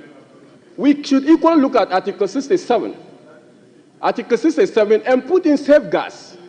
Mr. Speaker, the President comes to this House, he's at liberty to distort information, he's at liberty to embellish the information. But if we introduce safeguards into Article 67, including the possibility of charges for perjury, I'm sure Mr. President will be gathered next time when he mounts the podium to give us the State of the Nation address. He will give us the real State of the Nation address. And I'm not quite surprised when he stated, Mr. Speaker, in page 5, that 2 events would afford him the opportunity to present the real state of the needs. That is the National Economic Dialogue and the budget. So what he presented is to us. My constituent asked me, Mr. Speaker, President, what did he come here to do? The president opened a book of lamentation. Every single chapter of his presentation was a book of lamentation. Mr. Speaker, since our operators on the other side do not like data, we'll force them to drink the data. We'll force them to eat the data. We'll force them to breathe the data. Under John Mahama regime, Mr. Speaker, under John Mahama regime, the growth rate was 3.4%, Mr. Speaker. That economy was not criminal managed. A growth rate of 6% is a criminal mismanaged economy, Mr. Speaker. Mr. Speaker, they left a primary balance of 1.4 negative deficit.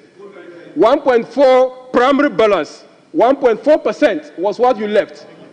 Mr. Speaker, we are leaving you with a surplus. We are leaving you 1.46 surplus. Mr. Speaker, the debt to GDP ratio was 73.1%. We are doing 72%. Mr. Speaker, they talk about debt. Mr. Speaker, MPP1 left government with a debt of $8 billion under President John Ajokun Kufuor. $8 billion. And when Mr. Mahama and John Mills came into power, they skyrocketed our debt to $29.2 billion. Mr. Speaker, without doing anything, Mr. Speaker, without doing anything, the present value terms of that debt is 447 billion Ghana cedi. Wow. Without doing anything, the present value terms of that particular 29 billion they have left for us is 447 billion Ghana cedi, using the exchange rate of 14 or 15 Ghana cedi to the dollar. Mr. Speaker, compare that in contradistinction to the debt left by the Nana Akufo-Addo government. We are adding some 227 billion between these two governments, which has added more debt. Between these two, take your calculators and do the mathematics. It's obvious that the NDC government has contributed 43% of our debt stock, while the MPP contributed 38%. So when it comes to the debt debate, I kindly urge my colleagues on the other side to hasten with caution, because the numbers don't lie and the numbers don't support their position. Mr. Speaker, there are issues that I expected the president to have touched on, and the president, either out of deliberate act, refused to touch on them. The unlawfully wrongful dismissal of innocent Ghanaians. What wrong have the Ghanaian people committed? They queued in the sands and voted for Mr. John Dramani Mahama for him to come and visit them with that very difficult, very insensitive, very unlawful dismissal of Ghanaian young people. It is so pathetic, Mr. Speaker. Mr. Speaker, they talk about interest rate as if to say that we should clap for them, we should pat them on the back and give them credit that interest rate, treasury bills rates are coming down. Mr. Speaker, it's quite trite learning that your treasury bill rate should range between your monetary policy rate and the inflation rate. Inflation rate is 23%, Mr. Speaker. Policy rate is 27%. How come do you have 19%? If someone tinkering with the numbers, we will have to investigate. And I'm sure in the course of time, Mr. Speaker, we will summon the Bank of Ghana government back to this house to investigate what has occasioned this particular manipulation of numbers, Mr. Speaker. Mr. Speaker, even with the small money the government has gotten, we have delivered so much. We have delivered so much. And that in the education sector, they cancelled allowance, we restored it.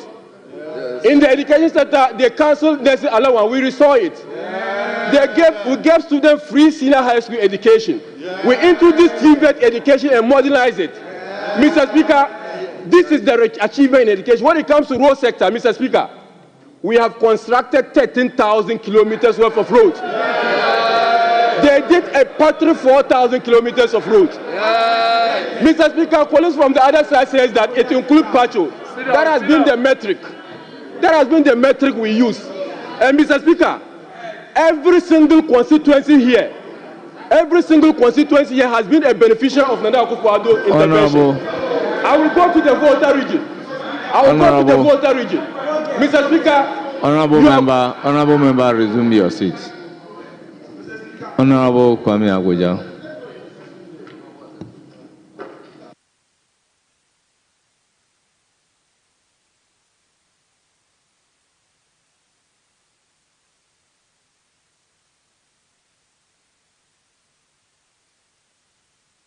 You have the floor, Honorable Kwame Agoja. Mr. Speaker, I am not participating in the debate. But when a colleague makes a statement of which his own party has corrected that statement in the past, it is just important. Mr. Speaker, when President Akufo-Addo made that statement and we sought to correct him, the ministry issued a statement correcting to the fact that the 10,800 kilometers was the total length of roadway they've worked on, which include pothole patching. Indeed, on record, Mr. Speaker, what they have actually done in terms of constructing a new road is 670 kilometers thereabout. This is not a debate, Mr. Speaker. Hold on, Mr. Speaker. I think we all need to work on this. It is a method of reporting that was problematic. Indeed, there's no need for us to argue about this. Indeed, NPP worked, Mr. Speaker, if they will just listen. If they have actually constructed 13,000 kilometers of road, I wonder why you were asking me questions here last week, Friday, why your roads were not done. You were with the Vice President, Baumia. It is surprising that they've done 13,000 kilometers of road, which is from here to China, almost getting to Australia. Yet they didn't do the road in the Vice President constituency. So let's ignore this. The fact is that the record at the ministry today, the number of kilometers which you can call new roads or new construction development is 673 kilometers. That's it. Oh. If you have 13,000 kilometers of new road, mention it, and I'll change my story. So there's no need for that.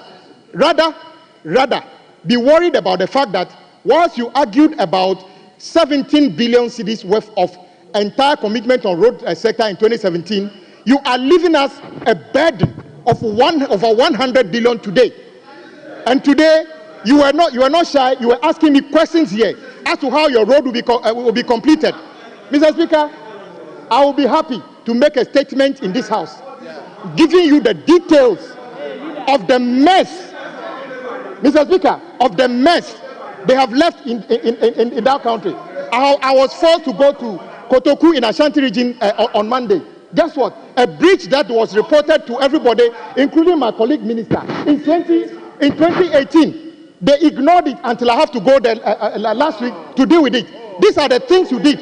So as for road sector, don't even mention it on this floor, because you will not be looking well in light. So, Mr. Speaker, road sector, don't go there. It is just a mess. It's just mess. And the minister is here. The last time the minister actually went public to tell me, hold on, when I said that the mess they created, this government awarded a road. This government awarded a road using a drone to define the alignment. Honorable member, today, conclude. The variation on that project is 1.7 billion. That is the minister asking.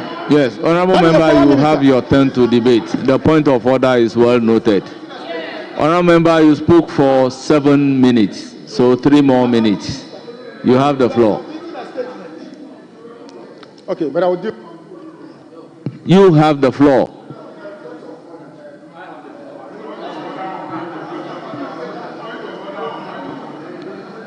Honorable member, you have the floor.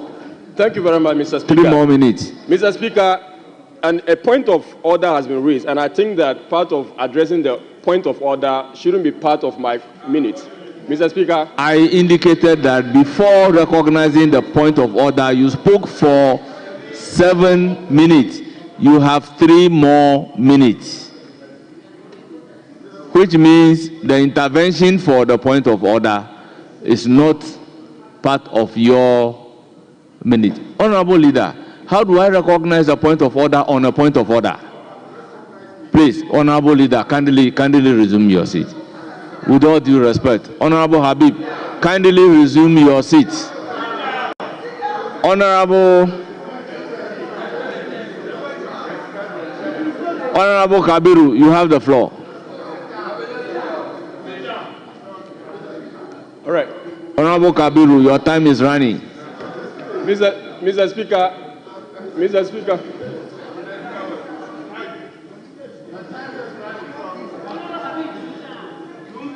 After 3 minutes, I will give the floor. Honorable Kabiru, after 3 minutes, I will give the floor to another person. Habib, kindly resume your seat. Kindly resume your seat.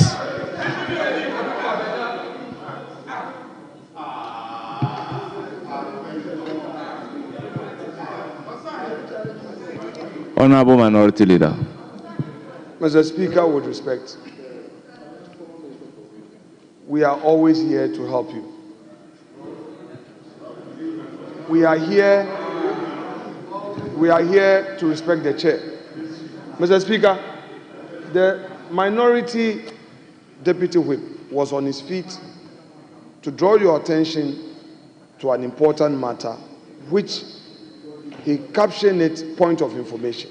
Mr. Speaker, if we, the 5 here, we get up on our feet, we're not saying that it is mandatory that recognize us, but it is because there is a cause for us up on our feet. Mr. Speaker, when we all agree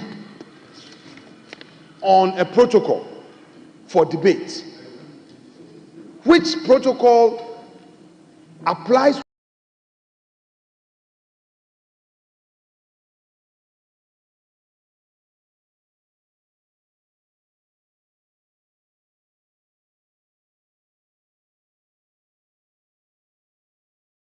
everybody, same must be adhered to. From the one that we started this debate, the understanding is that no point of order will be recognized. I have a lot of respect for Honorable Kwame Abuja. I have a lot of respect for him, and I have a lot of respect for the chair. But I would also urge my respected colleague, who is the Roads and Highways Minister, to also know that there is always an opportunity for him to debate. The man is making a point. It's not everything that is said on this house that we would all be in agreement. But you take note, allow him to make his point. But when you get up, point of order, your side, somebody will get up and then another point of order. Now the deputy leader, deputy whip, is on his feet to catch the attention of speaker. If we are not careful, then this also degenerates, and it's as if we are disrespecting the chair. I will repeat, it is not in our value system as a minority to disrespect the chair. But sometimes the situations are unbearable. They are unbearable. Please, colleagues, we have a long way to go. It's 4 years. We've only done 2 months. Let us start well, so that all of us will be on the right path. If you treat us this way, nobody got up on a point of order, and now the next thing is that you have 3 minutes. After 3 minutes, I'll give the space to somebody. And then you see a whole deputy minority whip on his feet, not really recognized, being embarrassed before his backbench. Where are we going to? When he is embarrassed, then the next time he's a human being with ego, he may also want to react. Mr. Speaker, let me rest the matter here. Please, you cannot be neutral, but once you are presiding, be seen to be fair. I rest my case.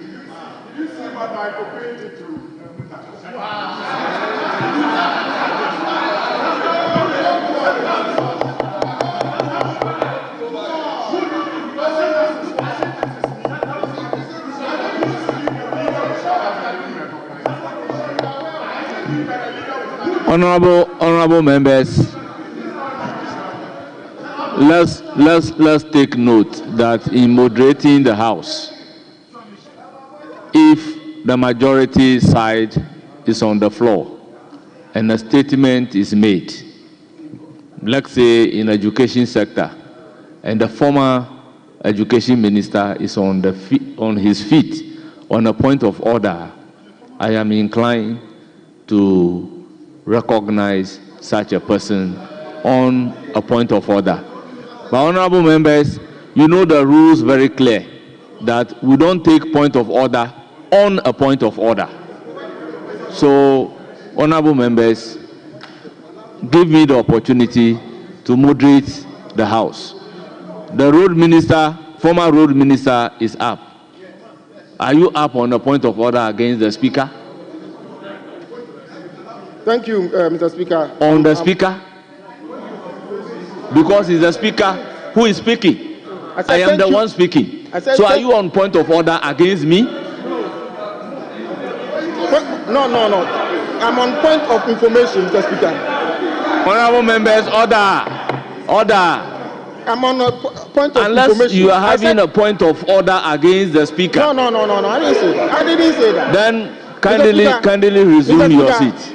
Kindly resume your seat. Please kindly resume your seat. Honorable members, with due respect, we have a lot. We even have an outstanding motion. So let's make progress. Honorable Dr. Kabiru, do you still want to utilize your 3 minutes? And let me place on record that I am being guided by the clerk. When I recognize a point of order, they will take note of the number of minutes that you have spoken. And that is what guides me as to the remaining time you have to be able to conclude your debate. I don't do it myself. I am being guided accordingly. So that was the basis for me telling you that you spoke for 7 minutes. You are now left with 3 minutes. Will you want to utilize the 3 minutes? Honorable Minority Whip, I plead with you, let's make some progress. Speaker, I want to catch your eye. Have I caught your eye? Or haven't caught your eye? I'm on my feet, Speaker, with respect. On my feet. Speaker, earlier on, you had given a good directive, and you put matters in perspective, said that former ministers, when they rise on their feet, you recognize them. In fact, the Honorable Asenso got up several times to catch your eye, and he is a former minister for the sector. We thought that in the context of your own wise guidance, you will recognize him. Honorable Chief Whip, in which jurisdiction is a point of order taken against a point of order? Somebody is on the floor on a point of order. Then you also want to take a point of order against such a person. Assuming the member is on the floor from the majority side and made a statement, and the honorable former minister is on the feet, I will recognize him for a point of order. But when there is a point of order and you are on your feet for a point of order against point of order, please. Respect. Speaker, let's not litigate further on this matter. Yes. We will not. Yes. But Speaker, you did not even listen to him. Whether he was coming on a point of order or point of information, you did not grant him that audience. So you wouldn't have known if he was coming on the point of order or not. But be it as it may, if you grant him some minutes as a former sector minister, fine. If not, we can proceed. Honorable Kabiru, let's proceed. You have 3 more minutes. Thank you very much, Mr. Speaker. Mr. Speaker, I was on the point that the intervention by Mr. President Nana Addo Dankwa Akufo-Addo in respect of the money we borrowed had touched every single life in this chamber. As a matter of fact, the people of Adaklo has a 5,000-seater Stadium due to our taxes and the money borrowed. The people of Ketu North has a district hospital at Weta. Very good. You disagree. These are the impacts of the money borrowed. And I can go on and go. We have Astrotech in the Volta region, all in the Volta region. We have 55 projects, all in the Volta region, due to the money that Nana Akufo-Addo has raised and spent. So for honorable members to come and say that money has been borrowed for no work is quite rich. Mr. Speaker, my expectation of the president was an opportunity for him to address the state of the nation out there, but he told us in this house that he could not give us the true state of the nation address. And he even stated on page 6 of his address that, Mr. Speaker, I'm not able to, and I'll quote Mr. President, he said, nothing could prepare anyone for the reality of the depth of which our economy and government has sunk. It means that he wasn't prepared for the work given to him. This is his own work. Mr. Speaker, Mr. President has dashed the hope of investors. Remember, that is your interpretation. Mr. Speaker,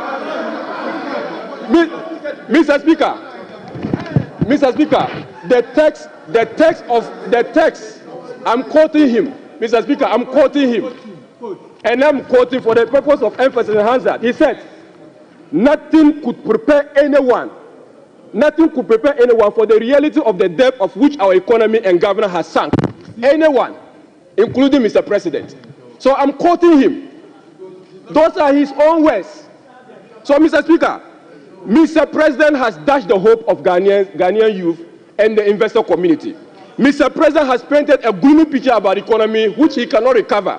Mr. President has misrepresented data to create a gloomy picture. Mr. President has not given the true state of the nation of the year. He has given a state of lamentation. Mr. President has not given the true state of the nation. He has given a state of Honorable member, conclude. Mr. President has given a state of lame duck.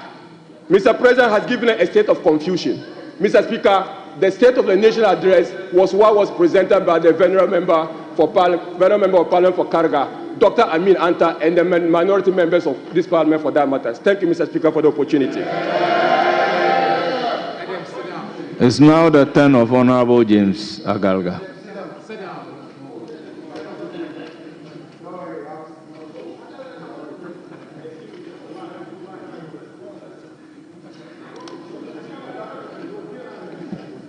Listening to my colleagues from the other side debate,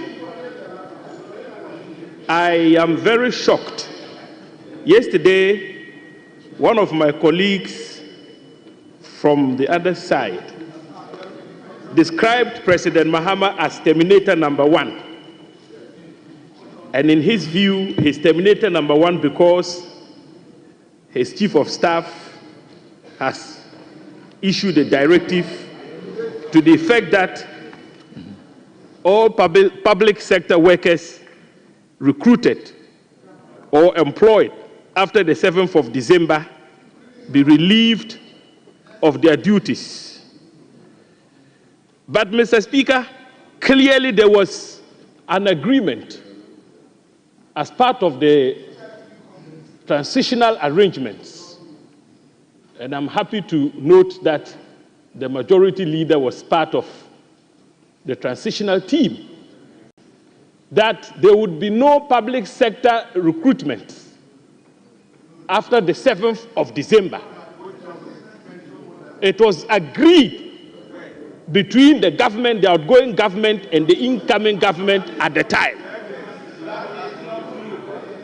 But, Mr. Speaker, I find it most strange that those who benefited from the colossal dismissal of public sector workers in 2017 are the ones who are now crying wolf.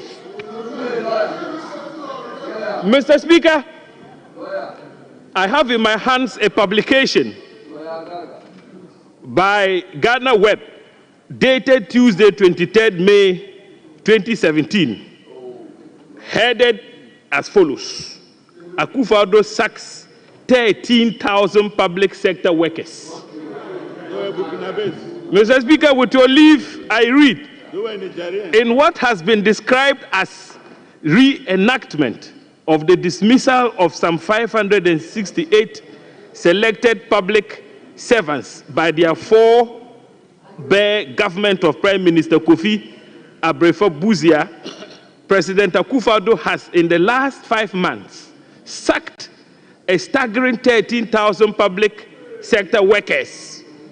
The dismissed public servants, most of who were hired during the 8-year rule of the National Democratic Congress administration, have been shown the exit in fulfillment of the NPP's government's policy to dispense with the services of government workers suspected of being sympathizers of the NDC and were employed under the Mahama administration. Unquote. Mr. Speaker, I have a personal experience to share. When I served as Deputy Minister of the Interior, 6 months to the elections, we secured financial clearance from the Ministry of Finance to recruit personnel into the security agencies, namely the police, fire service, and prisons. We went through all the procedures, including putting out an advertisement. Applications were made, unlike what we saw recently when the argument made by the former Interior Minister was that he was recruiting from a non-existent backlog. We caused an advert to be made. Applications were put in, they were received, examinations written, and qualified candidates were selected for training. In 2017, Mr. Speaker, the Akufo-Addo government, after 4 months of training in the various training depots, actually dismissed recruits who had been trained in weapon handling. Most of the training modules they had gone through, including weapon handling, they were not afraid to dismiss them. Please, I was Deputy Minister. I challenge you to controvert the facts that I'm putting out there. So these are the people now crying wolf.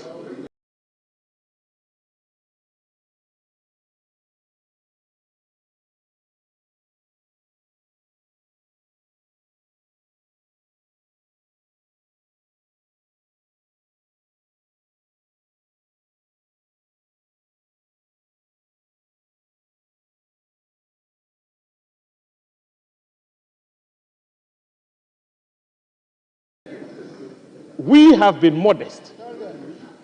All the Chief of Staff sought to do was to say there was a breach of the transitional arrangements to not recruit. After 7th December, after the elections, you knew you were leaving office. Why did you decide to recruit after you knew you had lost power? You had agreed that you will not take part in any recruitment processes after 7th December. And so what the Chief of Staff simply did was to apply the rule in the wake of the breach. So please, if you can describe President Mahama as Terminator number 1, I'm asking you, how should we describe President Akufo-Addo? Maybe Terminator half or Terminator quarter. So please refrain from these antics of yours. It is not in your best interest. The other day, Mr. Speaker, I listened to one of my colleagues, the honorable member for Menchia South, with bated breath. He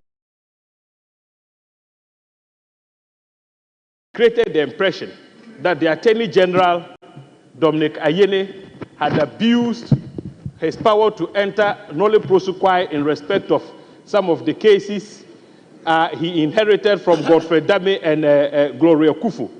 And his argument was that an Attorney General cannot enter nolle prosequi without the prior authorization of the President, the appointing authority. Honorable Daku made those submissions in this House, and I took notes copiously.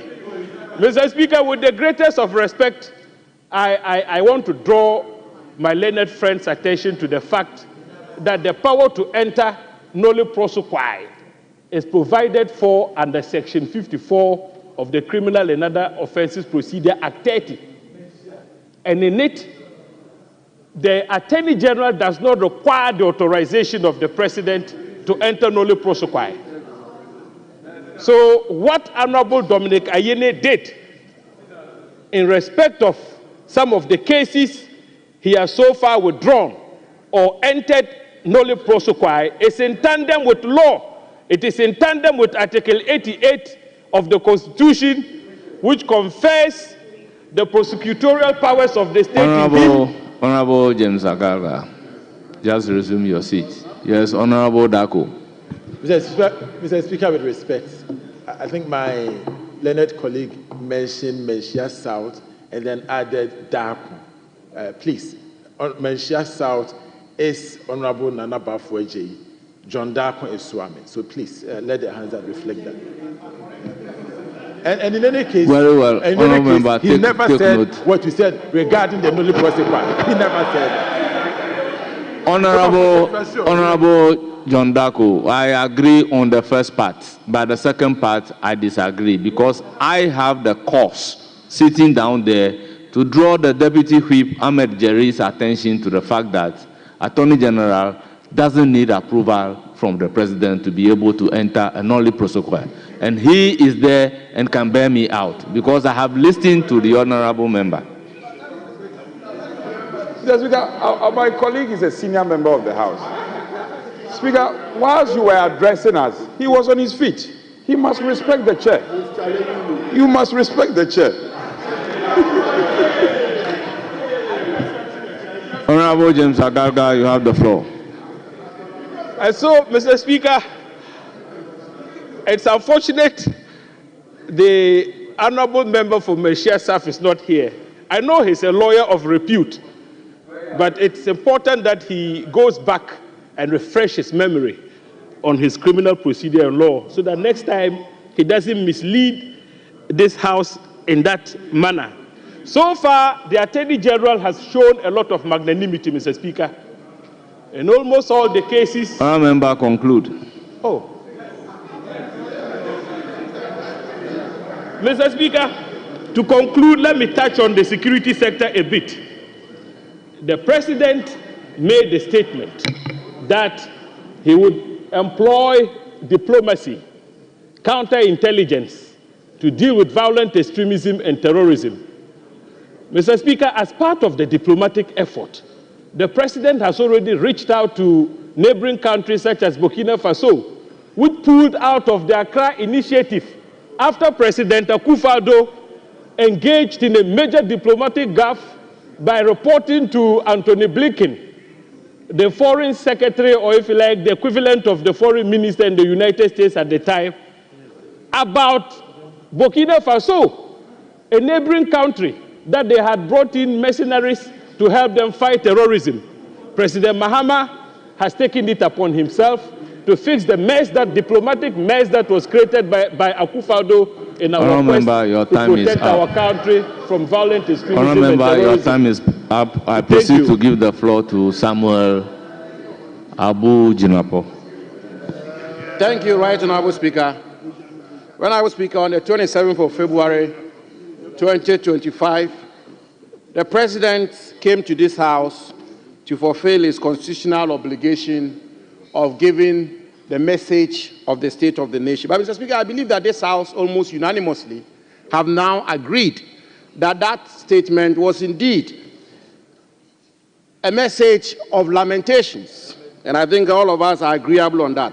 Mr. Speaker, but in spite of that, in spite of the impression the President wanted to give to the country, data and facts are sacrosanct, and the data and the facts confirms clearly, Mr. Speaker, that the state of our national economy, which was bequeathed to President Mahama, which nobody can dispute indeed, is that we had a higher economic growth than our friends from the other side, that we had a higher per capita income than our friends. Agricultural sector, we grew better. Industrial sector, we grew better.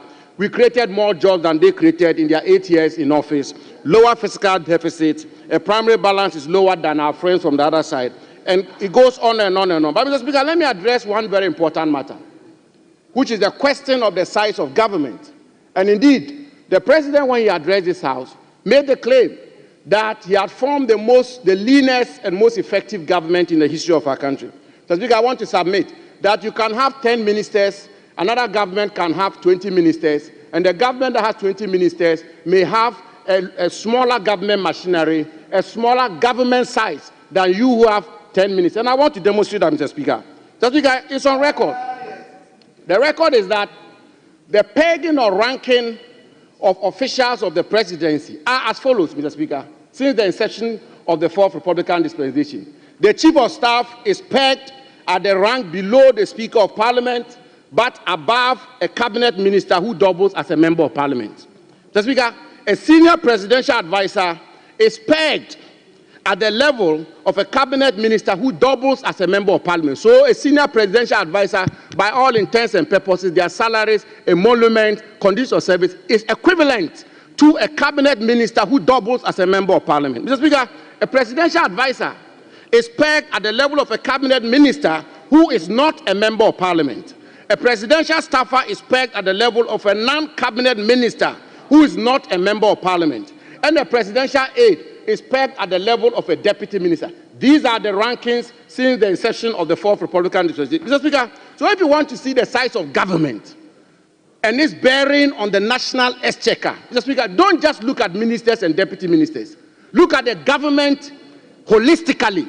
And Mr. Speaker, I want to submit that if you look at this government holistically, there are ministers, deputy ministers, senior presidential advisors, presidential staffers, presidential aides. President Mahama has formed arguably one of the biggest or largest governments in the history of our country as it relates to the cost on the national exchequer. Mr. Speaker, why do I say this? Take, for example, the president has appointed Dr. Valerie Sawyer as senior presidential advisor in charge of government affairs. Her rank is a cabinet minister who doubles as a member of Parliament. So her salary, her emolument, conditions of service, everything to do with her office is at the same rank as a cabinet minister who doubles as a member of Parliament. Mr. Speaker, he's appointed a presidential advisor on economy, appointed presidential advisor for 24-hour economy, presidential advisor and special aid to the president, presidential advisor on national anti-corruption program, presidential advisor on diaspora affairs. Mr. Speaker, he goes on to appoint presidential advisor, presidential staffer, and special aid to the vice president, presidential staffer for Black Star Experience, and then presidential staffer for diaspora affairs.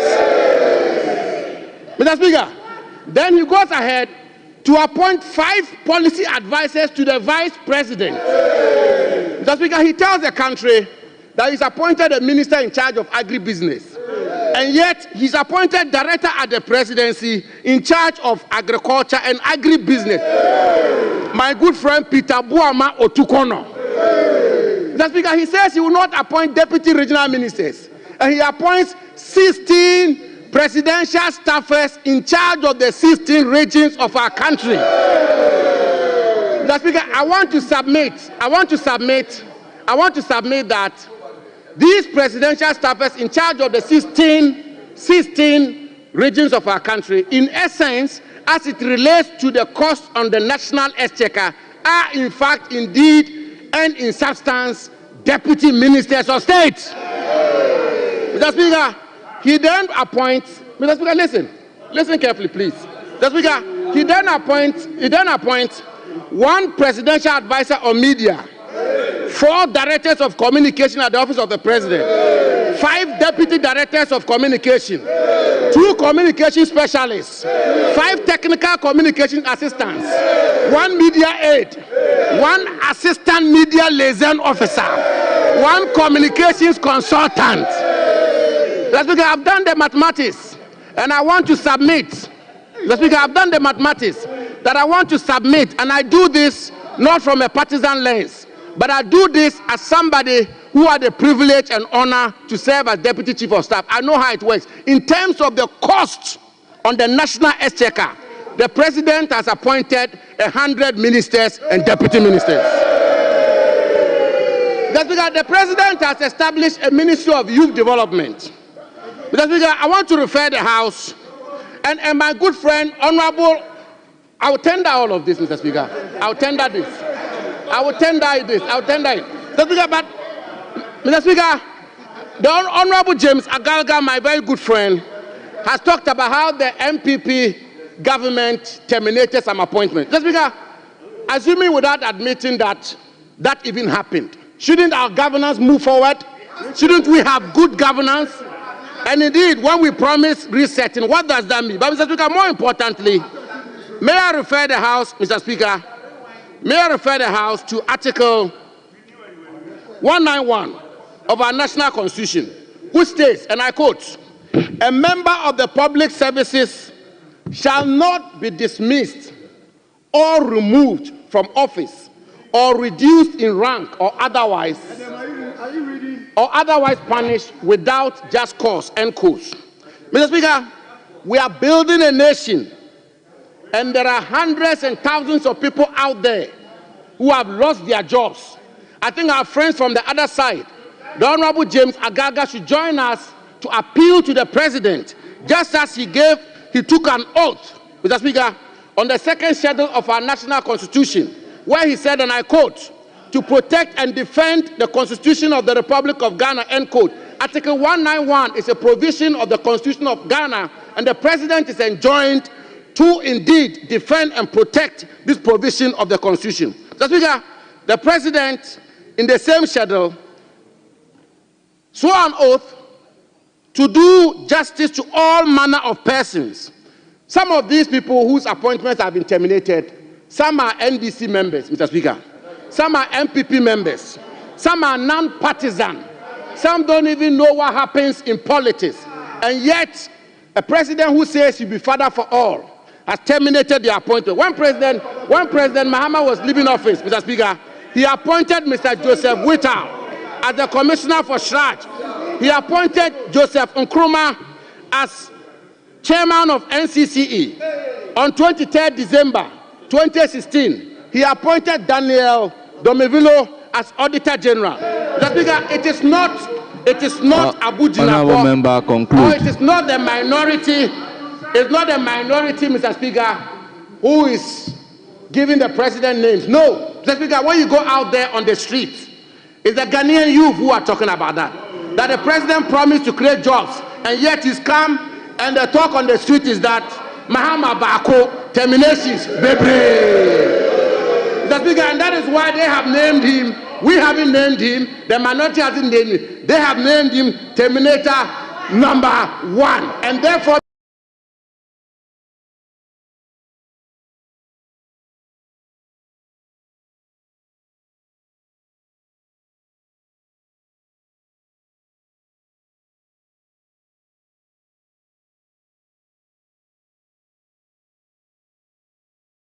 That we can also ferry same to the presidency for them to take good notice of. Honorable member, I have listened to him carefully.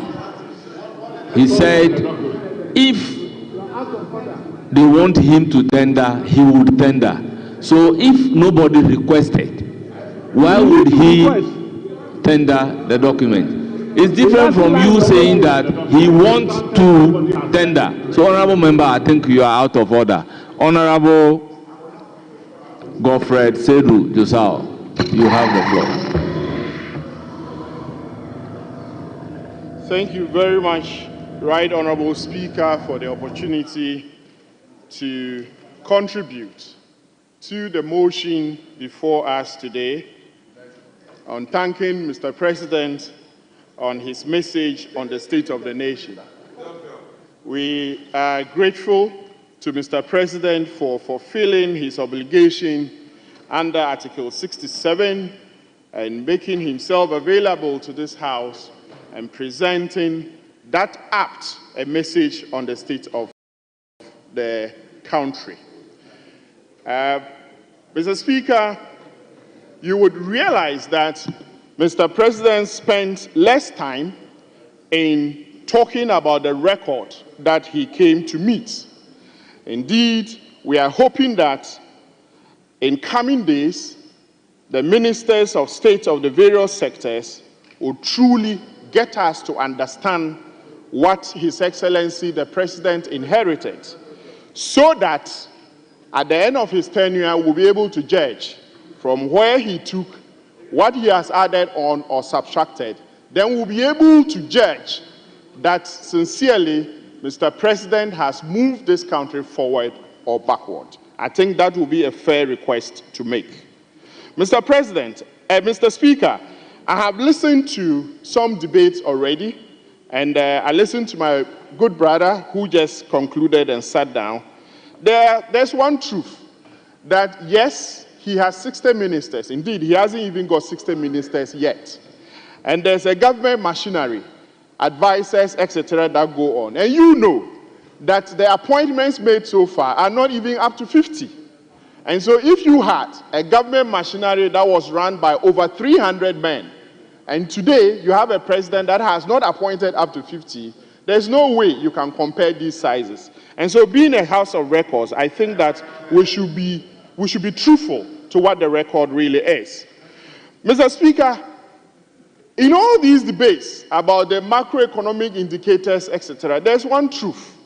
Is it not true that the past government left this country with $721 billion Ghana cedis debt? Is it not true? That is true.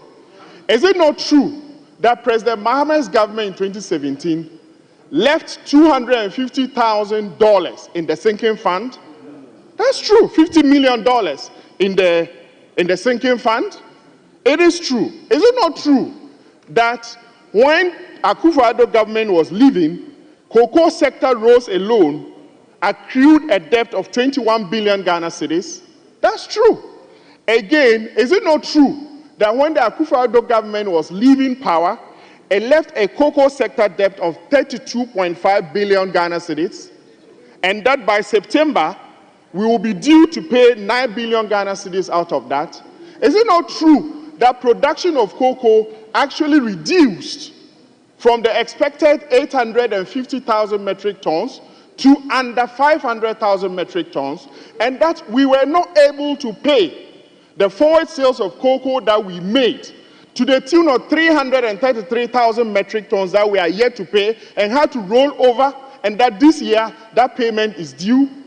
And that, things being equal, if the production remains under 500,000 metric tons, then it means that we will not even be able to sell any proper cocoa, any proper quantities of cocoa to rake in the needed revenue we need for this country. So, Mr. Speaker, some of these, catch the eye of the Speaker first, leader. So, Mr. Speaker, when you have these facts, this set of facts. Honorable member, take it easy. Honorable friend Doc, I was actually enjoying his debate, and then he made a point whether it is not true that under His Excellency Akufo-Addo's administration, cocoa production was under 500 metric tons. It's not true. What the truth is, we did not hit the 1 million tons as expected, but it was never under 500 metric tons. No. So specific. Well, so honorable Minority Chief Whip, what was it? So my point is, what was it?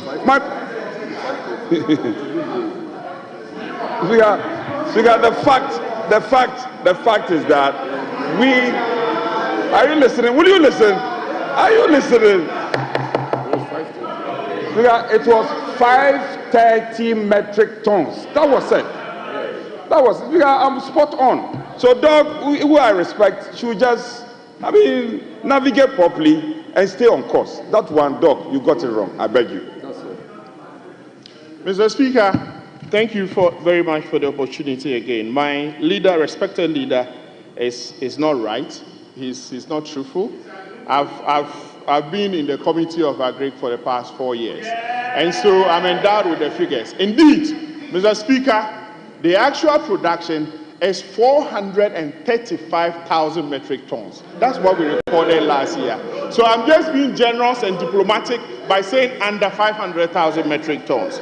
And we had a bill out of it of 330,000, in fact, 333,000 metric tons to pay, which we couldn't pay, and it has been rolled over for this year. Mr. Speaker, is it not true that we had an energy sector debt of 68 billion? That's true. Mr. Speaker, is it not true that the ESLA collections from the energy sector amounted to about some 44 billion Ghana cedis, and yet we have a debt of 68 to pay?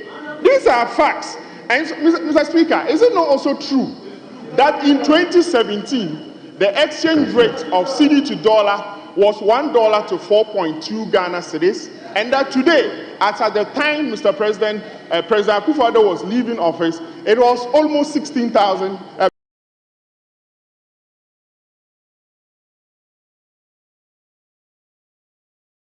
$1 to 16 Ghana cedis. Be conservative if you even want to say 15.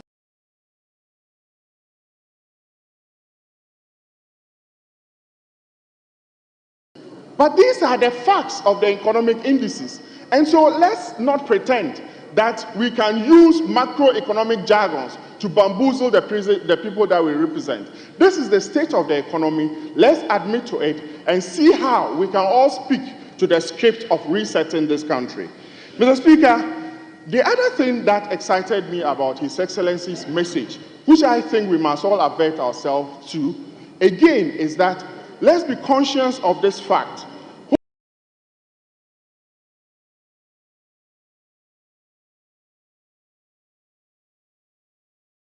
Which is that in the last 8 years, this country actually spent, in 7 years actually spent 3 billion Ghana cedis, ring-fencing it to a flagship program in the Ministry of Agriculture called Planting for Food and Jobs.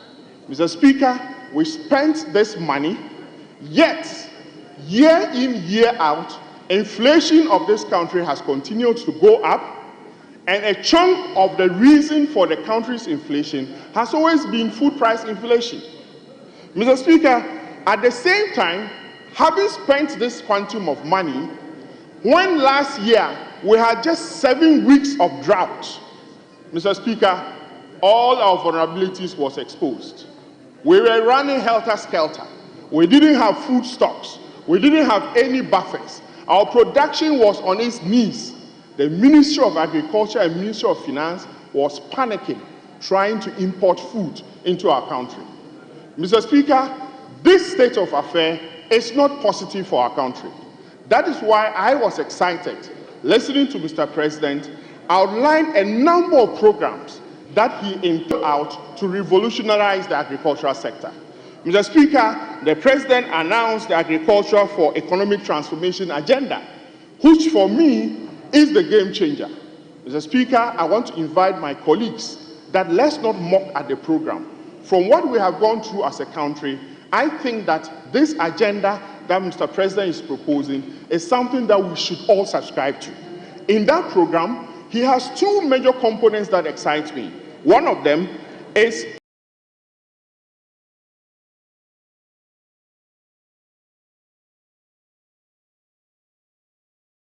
program. Mr. Speaker, under the Feed Ghana program, he is focusing also on grain development. This grain development is not just the production of the grain, but also situating them in agroeconomic enclaves where we will have real production in high volumes.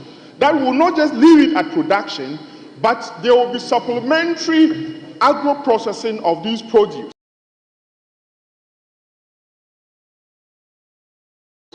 in ways that will allow us to add value to what we produce. Mr. Speaker, becoming globally, you have just read in the news a few days ago that Burkina Faso has issued an ultimatum, in fact, a ban on grain export from Burkina Faso to neighboring countries. Member, conclude. Oh, really? Thank you, Mr. Speaker. Mr. Speaker, this should tell you that there's a lot of challenge and there's a lot of introspection that we have to do as a country. And so, let's work hard in supporting the President's agenda on agricultural transformation for this country. Let's look at the Feed the Ghana program, feed industry program, and I'm particularly excited that the emphasis is on youth and agro-processing.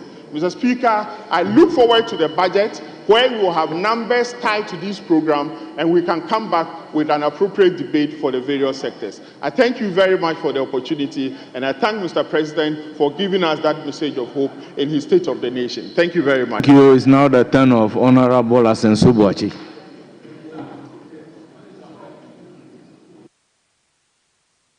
Thank you, Mr. Speaker. Mr. Speaker, I rise to contribute to the motion in thanking the President for delivering his message on the state of the nation. Mr. Speaker, I personally thought the speech, the message was well delivered, especially with the aid of a teleprompter.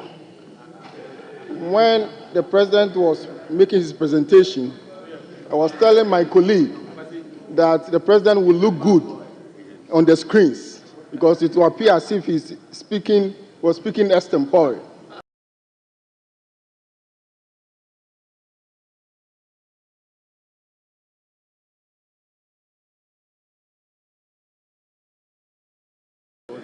But he wasn't. Indeed. Later, Honorable Adongo, I heard him on TV that the President spoke extempore. I'm sure my senior was not too familiar with the use of teleprompter.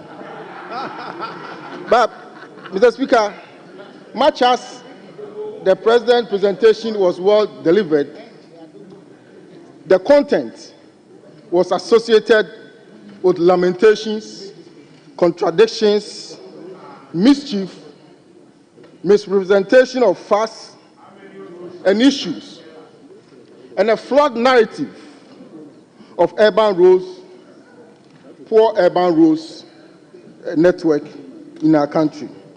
Mr. Speaker, I said that the content was associated with lamentation because the President lamented the state of road sector debt, as if spending on infrastructure is a crime.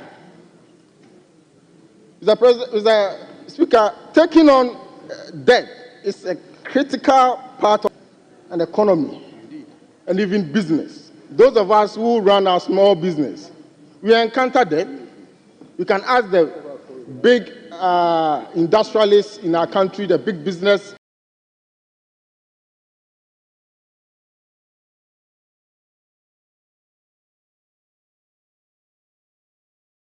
Men in our country, the Kwame Despite, the Zoom Lions, the Ibrahim Mohammeds, you can say that they are all involved in some debt one way or the other.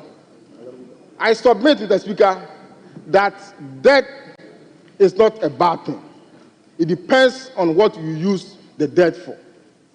If you spend on infrastructure, you are helping with the development of the country. The Speaker, many advanced countries, all advanced countries, sustain various levels of infrastructure debt because they recognize that infrastructure is a necessary condition for development.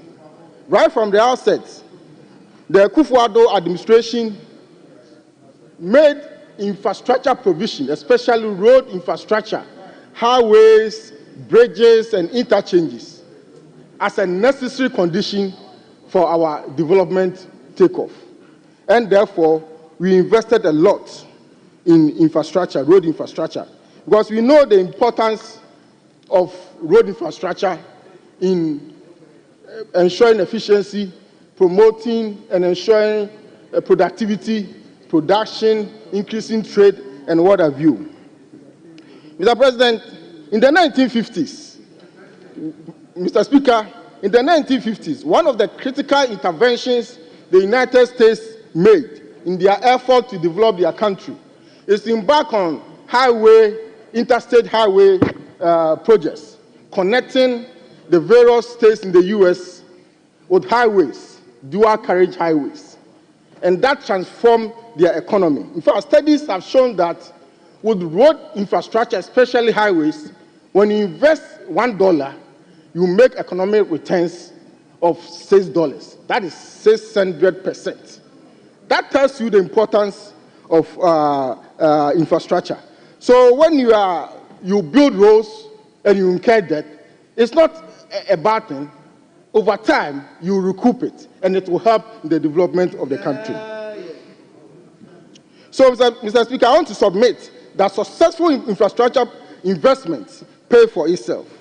So it was quite surprising that the president framed a road sector debt as a failure, instead of recognizing it as a necessary investment for national economic development. And indeed, Mr. President, Mr. Speaker, I forget, every government comes, you incur some debt because you embark on development. When the Akufo-Addo administration assumed office, we experienced substantial debt across multiple sectors, especially the road sector and the energy sector. That notwithstanding, the debt that we encountered in the road sector, the MPP administration embarked on an unprecedented expansion of the road network nationwide. In spite of the debt that we encountered, the energy debt that we encountered in the energy sector, the legacy debt that we encountered, we were able to ensure a sustained energy supply for 8 years, something that our predecessors couldn't do. So, Mr. Speaker, debt is not bad.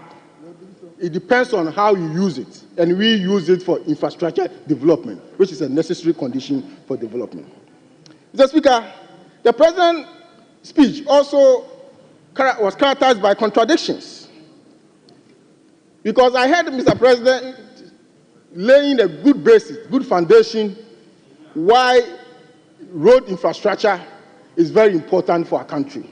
And if you permit me, Mr. Speaker, I would like to quote from the State of the Nation address. It says, Mr. Speaker, our road network is the cornerstone of our nation's infrastructure, facilitating over 90% of the transportation of goods and services across the country. This vital network is critical in supporting agricultural growth by linking farmers to markets, lowering transportation costs, and ensuring quicker access to essential supplies and services. The resulting interconnected benefits foster a vibrant economy and enhance the livelihoods of countless Ghanaians. Mr. Speaker, the President was right. As a planner, I understand the importance of transport infrastructure, especially roads. But what I don't understand is that the President was making a case for road infrastructure, was lamenting, was bemoaning the spending we had. Is it not contradictory? Is it not paradoxical? This is a clear contradiction of the presentation by Mr. President. Mr. Speaker, the President's speech was also associated with mischief, distortion, and misrepresentation of facts. Why do I say so? It is an undeniable fact that the Akufo-Addo administration embarked on road works in Ghana between 2017 and June 2024 of the volume of 13 kilometers, 13,624 kilometers. This is the road works that the MPP administration embarked on. Whilst at the same period of 8 years, the NDC embarked on 4,636. Mr. Speaker, the problem is when the President sought to twist the facts. Honourable member, conclude. The problem is when the President, the President sought to twist the facts in a desperate attempt to diminish our unparalleled record in achievement, to say that the 13,624 kilometers of roads were all brand new roads. We didn't say that. That is a desperate attempt, mischievous attempt to distort the truth. What we said was that out of that 13,624 kilometers, it involved asphalt overlays, construction, it involved graveling and regraveling. Honorable member, your time is up. I will proceed to give the floor to Honorable Kwame Govins Agboja. Honorable members, take note. When the clerk stood up to me, it means your time is up. Then I would inform you to conclude. Thank you, Kwame Agboja. Thank you for the opportunity to... You were giving signal. You have 1 minute to conclude. If we can go by that, I'm sure it will be helpful, so that the speakers will be guided. Honorable Kwame Agboja, you have the floor.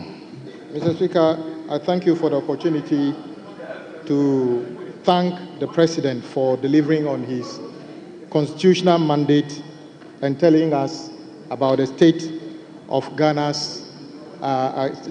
today. And I will just limit myself to some of the comments made by my very good friend, the former Minister for Roads and Highways. Mr. Speaker, if I hear him well, he agrees with President Mahama as to why we should invest in roads. President Mahama's comment about the debt is such that if the over 700 billion debt we have, the component that was used on roads actually to roads in our neighborhoods, nobody will comment. The difference here is that whilst your government in 2017 lamented about road sector debt or commitment of 17 billion, today, and then in fact, out of that, we can show you interchanges in Accra and elsewhere. Today, you are leaving us a commitment of over 105 billion and very little to show for it. That is the difference. Two, you complained about certificate unpaid 3.5 billion when you saw a road project completed. Yet today, you are leaving us with a debt unpaid of over 20 billion Ghana cedi. Where is the 20 billion cedis worth of roads? Honorable Minister for Road, let me recognize Honorable former Minister for Roads and Highways.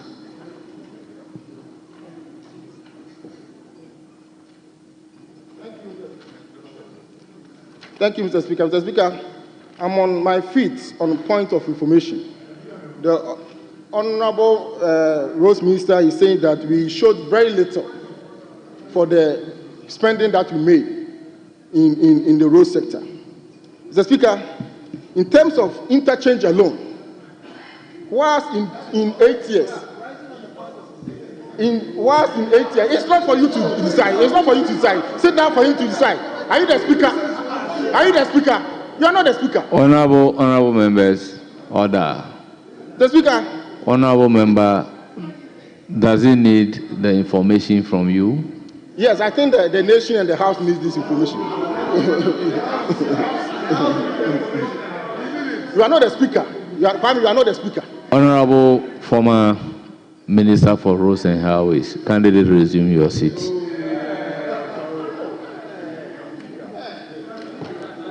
Honorable Minister for Roads and Highways, you have the floor.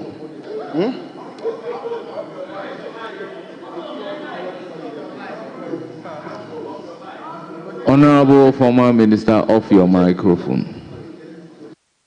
Mr. Speaker, it is very surprising sometimes when they talk. Pokwas interchange, which was approved in this House, financing everything secured, they wake up and say that it's a project that should be attributed to them. But Mr. Speaker, the point I'm making is that if the 20 billion we are saddled with today was equated to road projects in our communities, we wouldn't have had a situation where for the first day, 12 of our colleagues from the other side will be asking me questions as to when roads in their communities will be constructed. Mr. Speaker, two, The president also talked, Mr. Speaker, let me tell you, Mr. Speaker, President Akufo-Addo, I was here, Mr. Speaker, I was in this chamber on the other side when President Akufo-Addo stood here and said, and then was doing like this, we built 10,800 kilometers of new roads. Mr. Speaker, I was courageous enough to, yes, he said it, 10,800 kilometers of new roads. Mr. Speaker, I was courageous enough to take him on. The ministry, in fact, my current PRO of the ministry, who is a good friend of mine, issued a statement against me today. Later, they rationalized and said that the 10,800 kilometers, including pothole patching and other things. Today, my colleague from Walewale stood and then made the same statement that they built 13,000 kilometers of road. Now he's rationalizing it and say that it includes grading and regraveling. Now, at least he's been at the ministry. He knows that that level of presentation or misrepresentation by his government was needless, because we never report road conditions like that.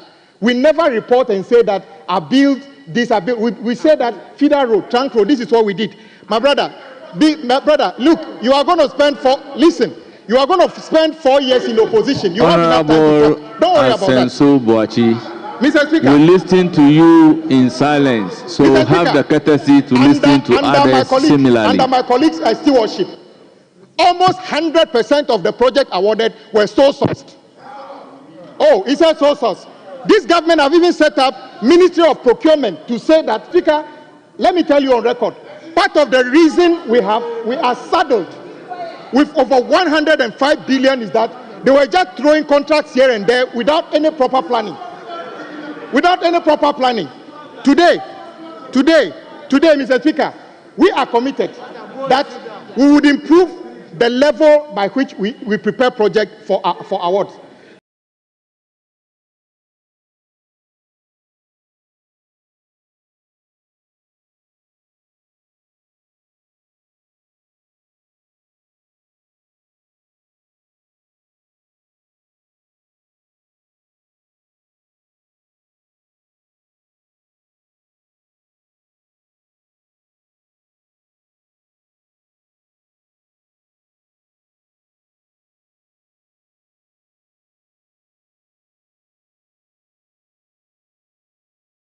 So if he wants to know, the difference here is that we are not in a rush to do the wrong things.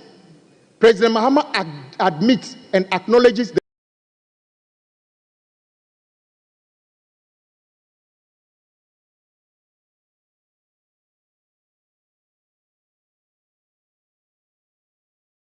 importance of roads. You don't. You thought roads were about politics. That is why from July last year to December, check your record what you did at that ministry. You were just awarding projects. Even some of them don't even have contracts. Mr. Speaker, I am now saddled with people walking to me that I've been asked to go on this road and start a project. I want you to ratify it. And I said that I will not do that yet. Mr. Speaker, I tell them I will not do that yet. I have asked people to go to site and start work without any contract. Mr. Speaker, the sad, Mr. Speaker,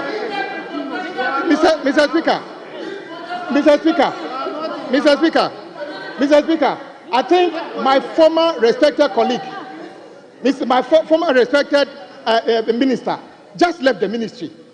What he did is on record there. He should not get too much agitated. More will come out. Your record at the ministry, in terms of how you manage the ministry, to the extent that, are you happy to leave me a burden of 105 billion Ghana cedi debt? And then you tell me, how was it possible? How was it possible? Listen. Honorable. Honorable Asensu Boachi, your conduct is becoming disorderly. Please. Mr. Speaker, I have enough time to bring the details of the challenges we have on the road sector. It is for no reason that even on Friday, I'll be here answering questions about roads. And my former colleague, Honorable Amakwata, to be honest, did very well. And I hope I will be able to emulate that in terms of commitment to answering questions. I hope you did as much as that when you took over. No, because you see, Mr. Speaker,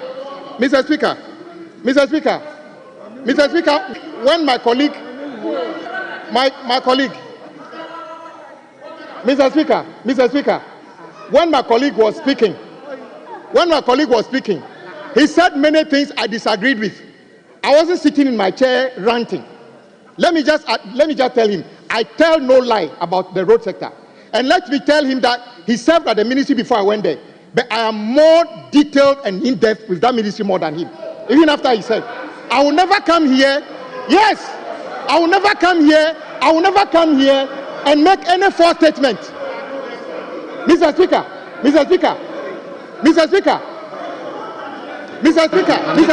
Honourable members, I am saying that he said, Honourable Minister for Roads, the aspect of you having more in-depth knowledge about roads than him, I will order that be expunged from the records. You have the floor. Mr. Speaker.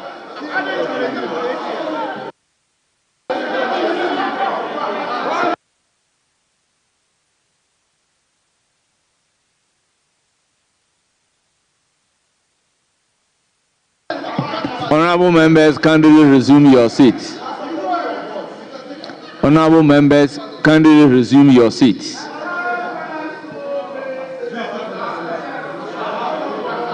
Honourable Stephen Amwa, your conduct is disorderly. Your conduct is very disorderly. Mr. Speaker. Honourable Minority Whip, I will recognize you if it is not in respect of what I asked that it be expunged. But if it is in respect of what I directed to be expunged from the record, then I will rule you out of order. Speaker, I will not challenge your powers to rule me out of order. I mean, in this House, the interpretation of the rules is in your bosom. I'm only seeking to help the House and your good self for us to navigate in peace and in proper conduct. Speaker, we in leadership have an inherent responsibility to help you steer affairs and guide the House. Speaker, at this point, I think my colleague, the Honourable Minister, the former ministers and former Minister for Roads and the current minister should just take it cool. Some of the comments, and Speaker, you rightly said that it should be expunged. It's getting a bit personal. This is an intellectual exercise. Find a way of debating without going. It's important we debate without going personal. So I just want to appeal to my colleague, the Honourable Minister. It should calm down. We should reduce the emotions and have a good debate. Speaker, but let me commend you on your ruling that commentary should be expunged from the records. So, Honourable Minister, take it cool and make your point. Mr. Speaker. Honourable Minister, you have the floor. Mr. Speaker, I thank my colleague. I hoped when my colleague, the former minister, was feeling uneasy behind you, you should have told him that when he was speaking, I was quiet, though I didn't agree with everything. Mr. Speaker, in this House, when it comes to issues of law, I can easily defer to everybody who is a lawyer, because I'm not a lawyer. So if a lawyer, in fact, the minority leader often says, when it's about law, listen to me. And we do. I've served on the committee longer. All I'm saying is that I will not say he was making some comment. I said, I will not make any comment here which is personal to him. I'm speaking to fact. So my comment has nothing to do with him personal, that he's been a minister, he didn't understand. That is not what I meant. But if you say it should be expunged, I agree. But let me repeat that the comments I make here about all of it, listen, Mr. Speaker, you see him still speaking when I'm speaking. Exactly which point did President Mahama make which is not factual. Is it not a fact that you left 105 billion cedis worth of road project in this country? Is it not a fact that you left over 50 billion of roadworks undone? Is it not a fact that many of the projects are not completed? Mr. Speaker, so what has President Mahama said? Mr. Speaker, President Mahama also said something that is very important to road contractors, that the road fund will be decapped. It is important to decap the road fund so that the accruals will go directly to the maintenance of roads in our country. Mr. Speaker, this is a very critical part of what we expect. Minister, conclude. Mr. Speaker, I'll conclude by saying that on record, it is true that if you check the record today, a lot of road projects have been awarded under the MPP. Some of them have actually gotten no contract. Some contractors are on site working without a contract. That is not even included in the 105 billion. And two, Mr. Speaker, it is frightening to know that the government basically threw away the Public Procurement Act and almost 100% awarded almost all projects on sole sourcing. And that doesn't give value to the road projects we have. So, Mr. Speaker, we will do better. We will do better. President Mahama is committed to completing all road projects that have been started as and when the fiscal space allows us to do so. Honourable Minister, your time is up. Thank you, Mr. Speaker. I will now give the floor to Honourable Isaac Opoku, Dr. Isaac Opoku. Second Deputy Speaker should take the chair.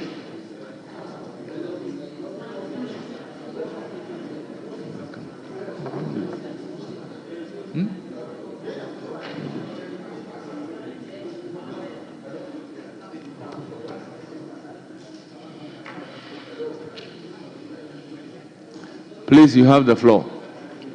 Thank you very much, Mr. Speaker. Speaker, thank you for giving me the opportunity to contribute on the motion on the floor. Speaker, I want us to settle the debate on what His Excellency presented to this House, whether it was the State of the Nation address, SONA, or projections of the nation address, PONA, or State of Lamentation address, SOLA. So at the end of the debate, Speaker, I want us to settle on that issue, whether it is SONA or PONA or SOLA. Mr. Speaker, His Excellency made a very profound statement. Speaker, he said, students are being well fed today. And Mr. Speaker, I was very happy to hear that. Indeed, it is true that students are being well fed today. But the question I ask Mr. President is that he has been in office for just 2 months. So where did he find the food to feed the students? When did he plant and when did he harvest? Is it reincarnation of Okomfanoche, who could plant and harvest the same day? Mr. Speaker, indeed, students are well fed today because the planting for food and jobs was overwhelmingly, Speaker, today, because now we have more officers educating our, Mr. Speaker, in 2016, the extension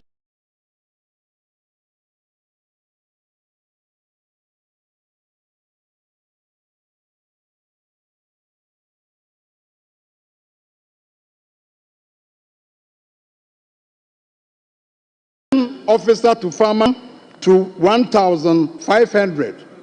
So, Speaker, as we speak today, the ratio has been reduced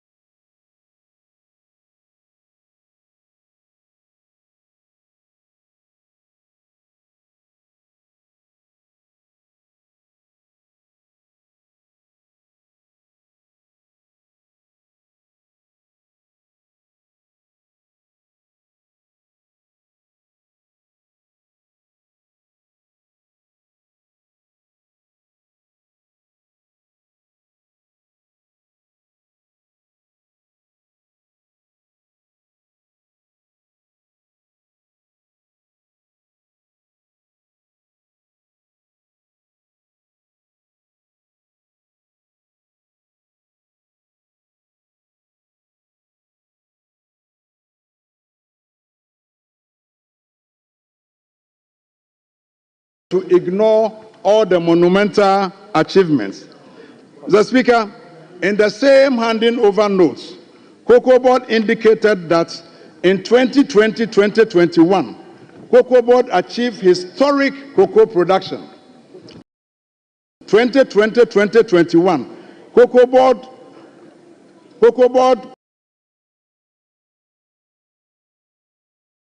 achieved 1,445,000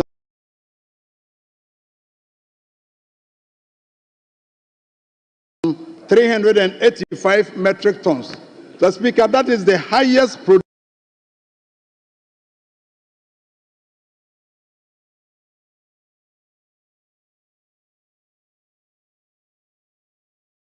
ever in this country. It has never happened in the annals of this country. Mr. Speaker, as we speak today, the producer price of cocoa is 49,600 per ton, as against 6,800 per ton in 2016. Mr. Speaker, today a farmer sells a bag of cocoa at 3,100 and is able to buy 31 bags of cement today. Mr. Speaker, Cocoa Board and their counterparts in Cote d'Ivoire, they negotiated with the international buyers, and today farmers are receiving $400 per ton for every ton of cocoa they sell on the international market. This is what they call the living income differential. And yet the president didn't find this necessary to capture in his State of the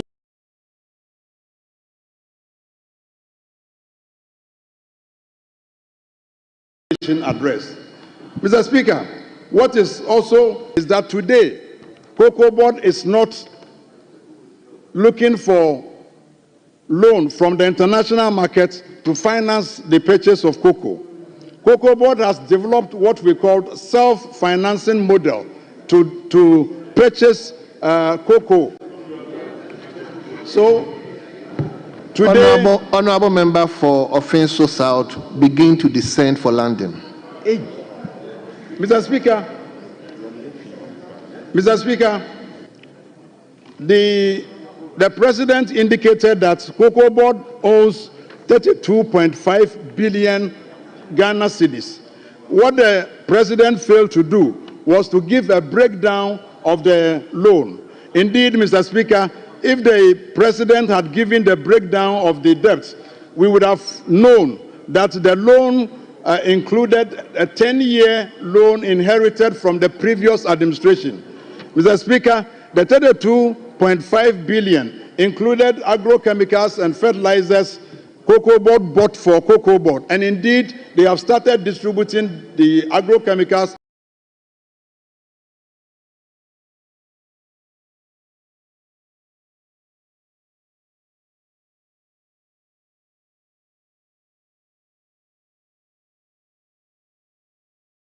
and fertilizers for this season. Cocoa Board borrowed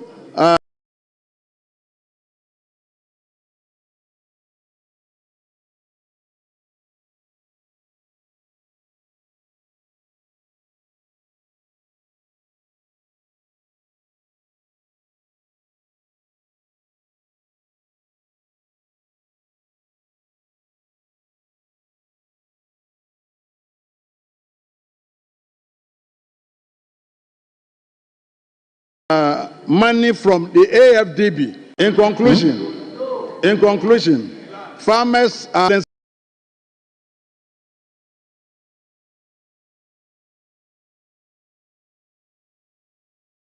the president. When will farmers begin to? Thank you very much.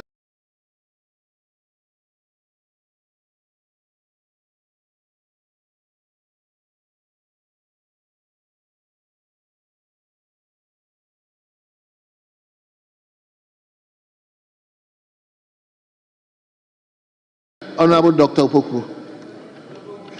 Honorable member is now. Thank you very much, Mr. Speaker.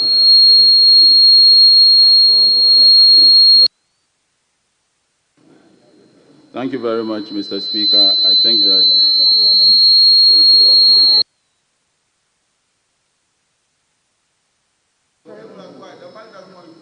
the mic doesn't want me to speak. I didn't grab. Don't worry, don't worry. Thank you very much, Mr. Speaker. And I also want to thank the President for coming. You have 10 minutes. Coming to the House to fulfill his constitutional mandate. I've heard a lot of my colleagues say that the President came to lament, and I think that even if the President came to lament, he only came to continue the lamentation of the previous government, where we had their own MPs in this chamber organizing a press conference to call on the President to sack their finance minister because of the state of the nation that they were in and what they envisaged. It was not just the members of parliament who were lamenting. The people of Ghana, in their lamentation, gave them the worst result in any election in the history of the Fourth Republic. And so the President could only join in what everybody was saying. During the President's address, there were two takeaways that I would focus on, and that's the 24-hour economy and Nkoko Nkete. Mr. Speaker, I've heard a lot of my colleagues say that how are we going to create jobs through 24 hours and Nkoko Nkete. In fact, it was on the day of the SONA that I even realized that 24 hours and Nkoko Nkete, you can't hear, please pay attention. I'm teaching you Agric. I'm going to teach you Agric, and I will beg you to please listen carefully. It was on that day that the President told us that 55,000 homes were going to benefit from Nkoko Nkete. Mr. Speaker, Ghana imports about $300 million of poultry every year. Our national demand is about 400,000 metric tons every year. In fact, we produce only about 57,000 tons a year. Importation is about 270,000 metric tons a year. And the President, in his wisdom, has noticed that if 100 districts put together 500 beds for 5,000 homes. We will be making about 55,000 homes, raising 500 beds, a total of about 27,000 beds per cycle. And when I say cycle, I mean when you are raising broilers from day old, that's what we call DOCs, to 7 week 7, you complete one cycle. And so the president came and told us that in a cycle, 55,000 homes can raise 500. Mr. Speaker, this will help reduce dependency on importation. It will strengthen our food security. It will create opportunities. It will create jobs. And it will help the youth enter into agriculture. Mr. Speaker, how will this work? And how are we going to make money from Nkoko Nketenkete? How will this work, and how are we going to make money from Nkoko Nketenkete? It costs about 71 cedis to raise a bed from day 1 to 3 kilos. To raise a bed to 3 kilos, you need to give it about 4.5 kilos of feed. Every 1 kilo of feed it eats again, 1.5 kilo of feed it eats against about 1 kilo weight. And therefore, before it gets to 3 kilos, you have to feed it with about 0.5 kilos of feed. This means that we have to produce a lot of maize to feed these birds, because in every kilo of feed that you feed a bird, about 60% is made up of maize, which is up to about 2.7 kilos of every 4.5 kilos of feed that you give to one bird. And so our poultry farmers, our maize farmers, this is good news that the president has given to us. According to the president, we are going to grow a lot of maize to feed a lot of birds. Mr. Speaker, apart from maize that we are going to grow to feed birds, we are also going to make a lot of manure. Ghana imports so much fertilizer.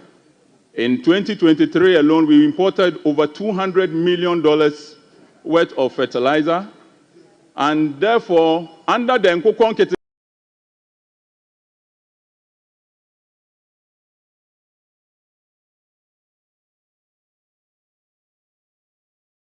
Nketenkete program, we are going to get a lot of manure. In fact, every bed, and these ones are fact, every bed that you raise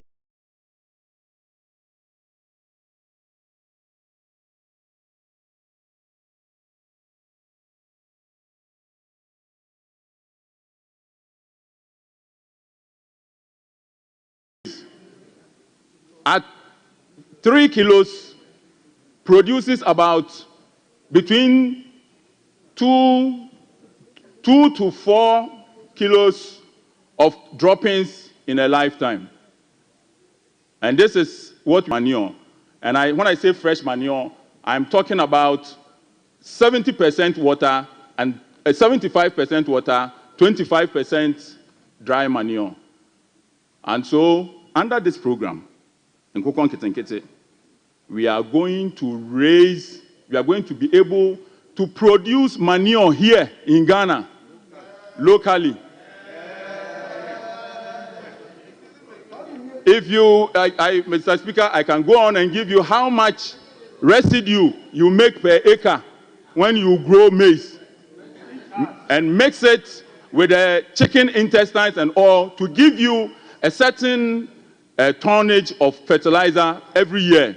And this is what the president is telling us that we are going to do. Apart from that, putting money directly in the pockets of every household through this program. When you raise a bird, we sell it at what is called carcass weight. Carcass weight is 2.5 kilos per broiler.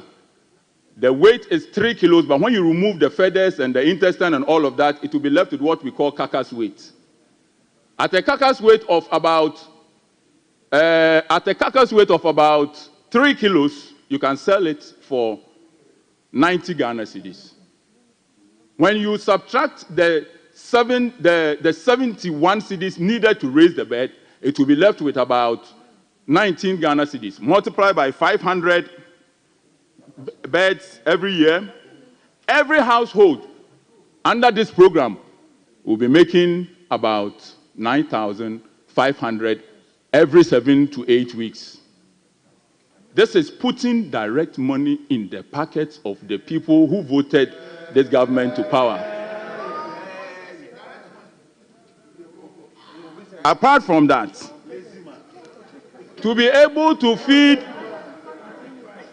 apart from that, if every household employs 2 people to take care of 500 beds per cycle, what it means is that directly we are employing 110,000 people in 100 districts under this program. This does not include the retailers, the wholesalers, and many others. In fact, Mr. Speaker, Honorable Member, just wind up.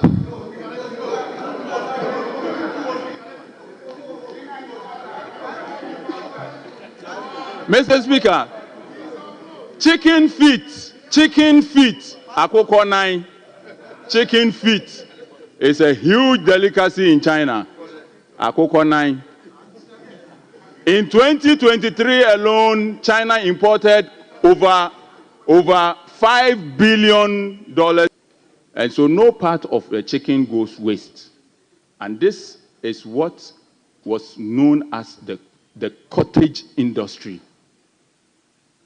Giving households beds, giving them medication, giving them feed, letting them raise the bed and buy them back from the farmers for slaughter. Mr. Speaker, we will need feed mills, we will need processing plants, we will need fertilizer processing plants, and all of these will go a long way to employ a lot of young people. Thank you. Akoko Nketenkete, the 24-hour national broiler project is a brilliant idea by His Excellency the President of the Republic.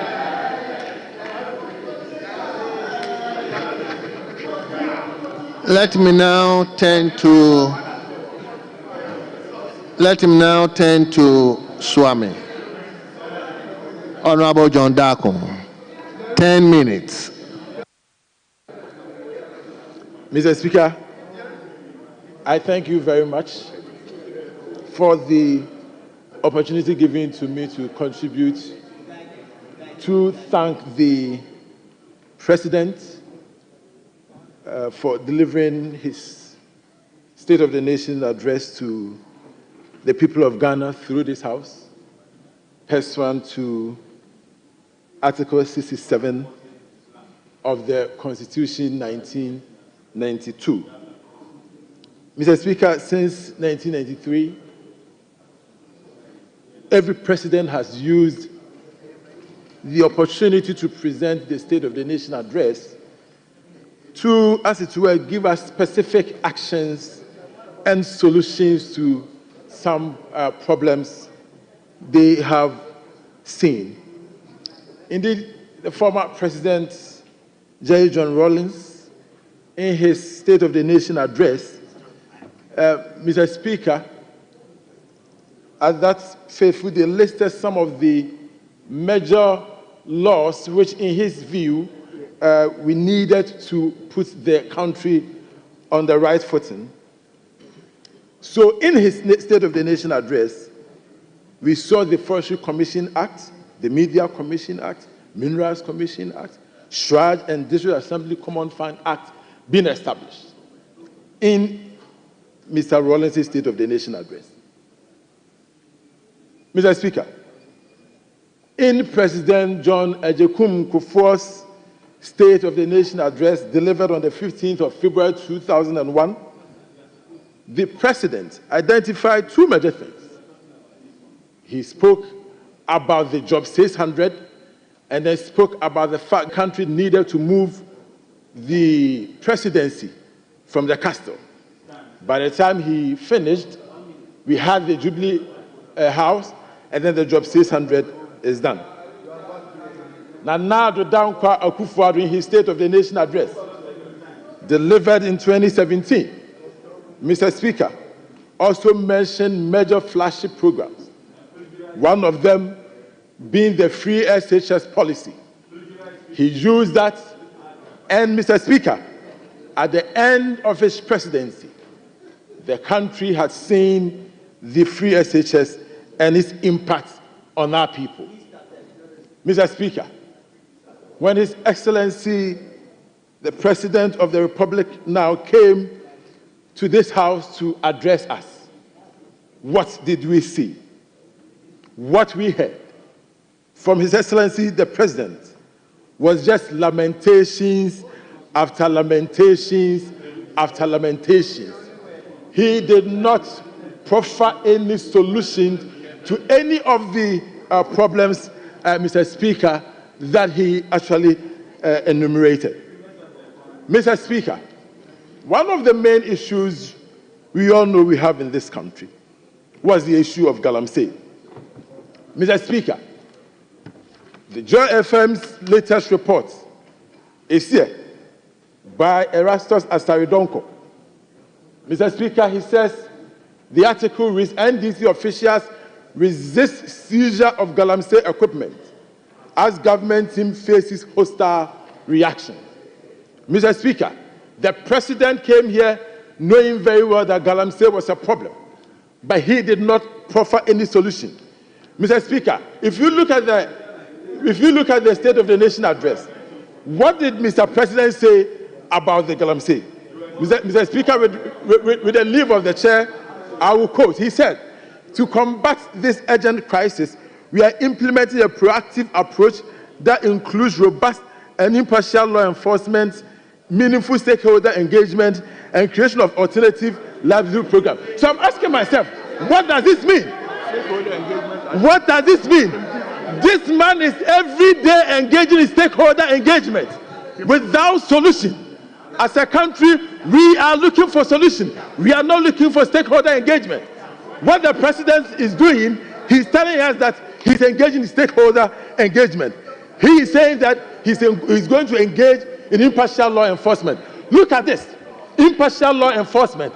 Joy FM is reporting that NDC officials are right now in the bush. They are in the forest reserves. Why is the President not dealing with them?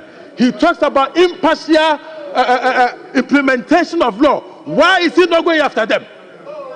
Why is he not going after them? The President came here to put words together without meaning any of them. Galamsey is destroying this country, and Mr. President, when he came here, he had the opportunity to proffer solution as to how this should be done. He did not. Mr. Speaker, people who are perceived to be NDC people, they are right now in the bush. They are in the forest reserves. Mr. Speaker, when the President had the opportunity to address this House, he says, and I quote, that we will establish a framework that categorizes mining activities into small, medium, and large-scale. Honorable John Dako, hold on.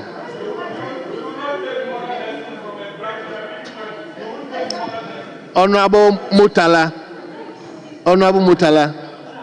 please, you are a minister. Don't give me the opportunity, please. Yes, Honorable Leader. Leader. I think the Speaker, Honorable Member, made reference to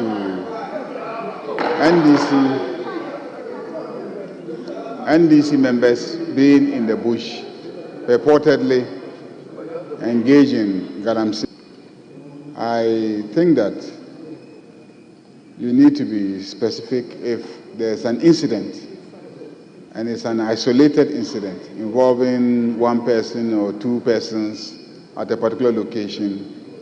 It is no basis for you to stand in this chamber and say that NDC people, I think that is not appropriate. And so he should withdraw that and continue with his debate.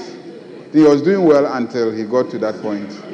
So he should continue doing well by just withdrawing that. Honourable members, yesterday I understand that the rules you set up for the debate, non-interjection.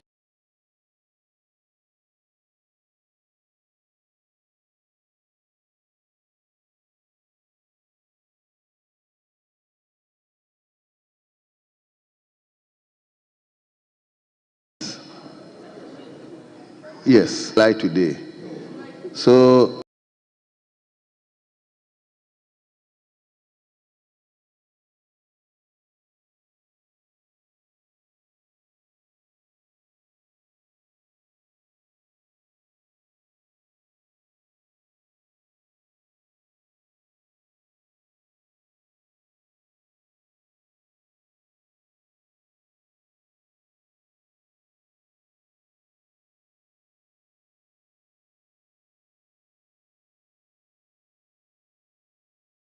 let's be guided with all these things. If you know what we are saying is going to also attract unnecessary interjections, then be guided. Yes, let's hear you. Mr. Speaker, I thank you very much. And Leader of the House, thank you very much. Mr. Speaker, I actually quoted from Joy FM report. You were here when one of my colleagues quoted from Ghana Web, and so I believe that it is allowed. My Lord, the Joy FM report says NDC officials resist seizure of galamsey equipment as government team faces hostile reaction. And so I am quoting this from the Joy FM report by Erastus Asaredonko. NDC officials, Mr. Speaker, I would like to tender it. And I can read the report to the House. And the report shows clearly that the NDC officials are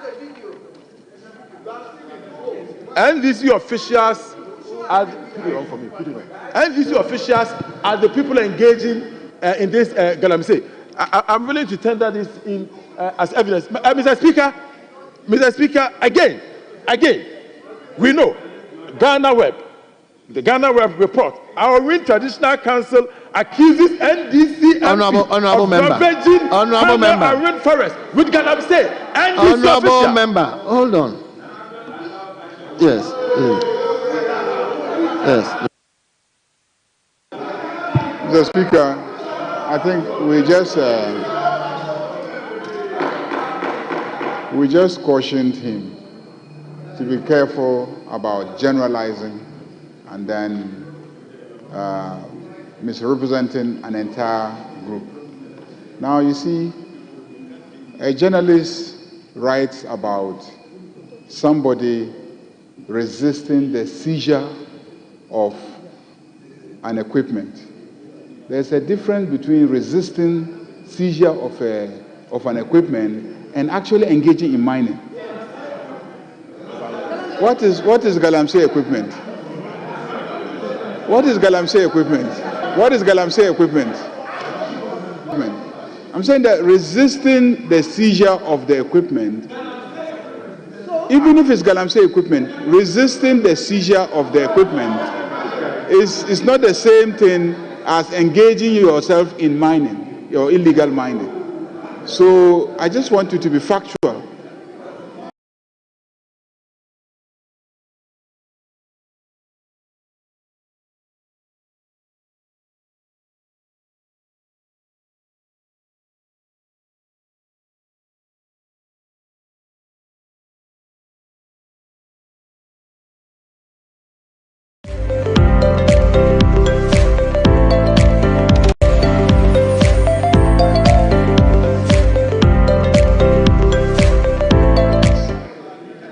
And then you don't conclude by saying that the NDC people are the ones engaged in Galamsey activities. Yeah, thank you. Okay, sorry. Yes. Speaker, you earlier advised our colleague, Honorable Mutala. He's a very good friend. I heard him make a very damning comment. I wouldn't want to repeat what he said.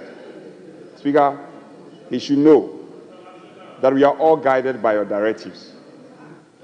He just made a statement. We all heard it here. I don't want to repeat that. The Honorable Mutala should be guided. Speaker, you had already advised him. He should be guided accordingly.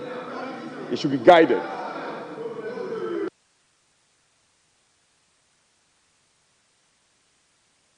Personally, I didn't hear anything. And so, Mr. Speaker, he needs to tell me what I have said.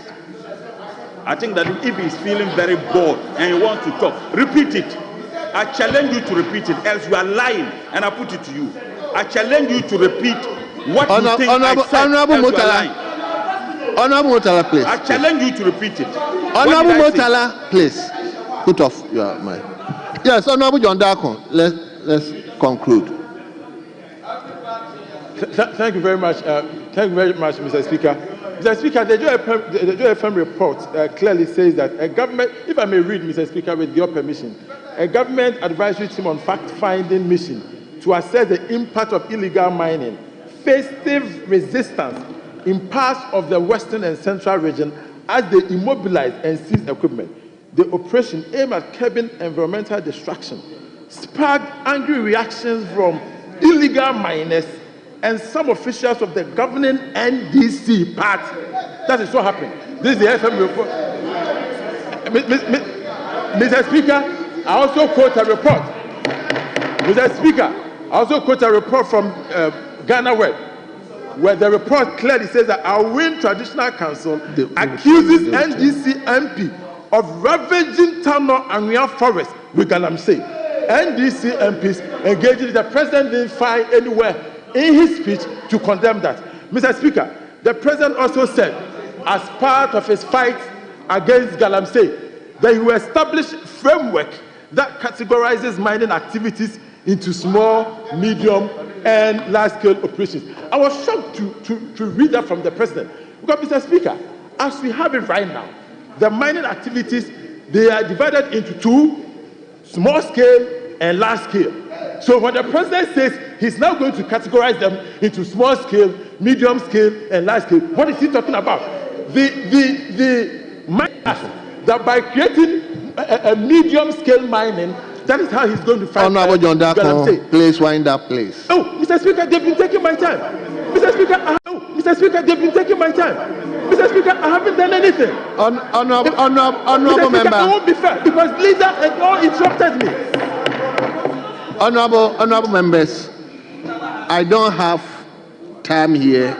It's the clerk at table who are managing the time. He just tell me you have 1 minute. So that's why I'm asking you to wind up. Please. Mr. Speaker, they have deducted all the interjections. They just told me you have 1 minute. Please, just. On our forest cover loss, the president said he will launch Tree for Life restoration policy and Blue Water Initiative. When I read this, I thought I was going to get some timelines from the president. The president writes it, there is no timeline. How are we going to judge the president in 6 months' time, in 8 months' time, in a year's time? How are we going to judge the president? We don't have any way to measure the president. Mr. President, on climate change, Mr. Speaker, on climate change, the president said that he has successfully authorized 3 projects that are poised to reduce 5.2 million tons of carbon emissions. Mr. President, the president didn't tell us which projects are these. Thank you, John. Mr. Speaker. John, thank you very much. Mr. Speaker, I am not even. John, thank you. Thank you, John. Let's now listen to Honorable Chumesi Ampofu. I thank you very much for thank you, John. This is so sad. Mr. Thank Speaker. you, John. Thank you, John. Now let's listen to Honorable Chumesi Ampofu.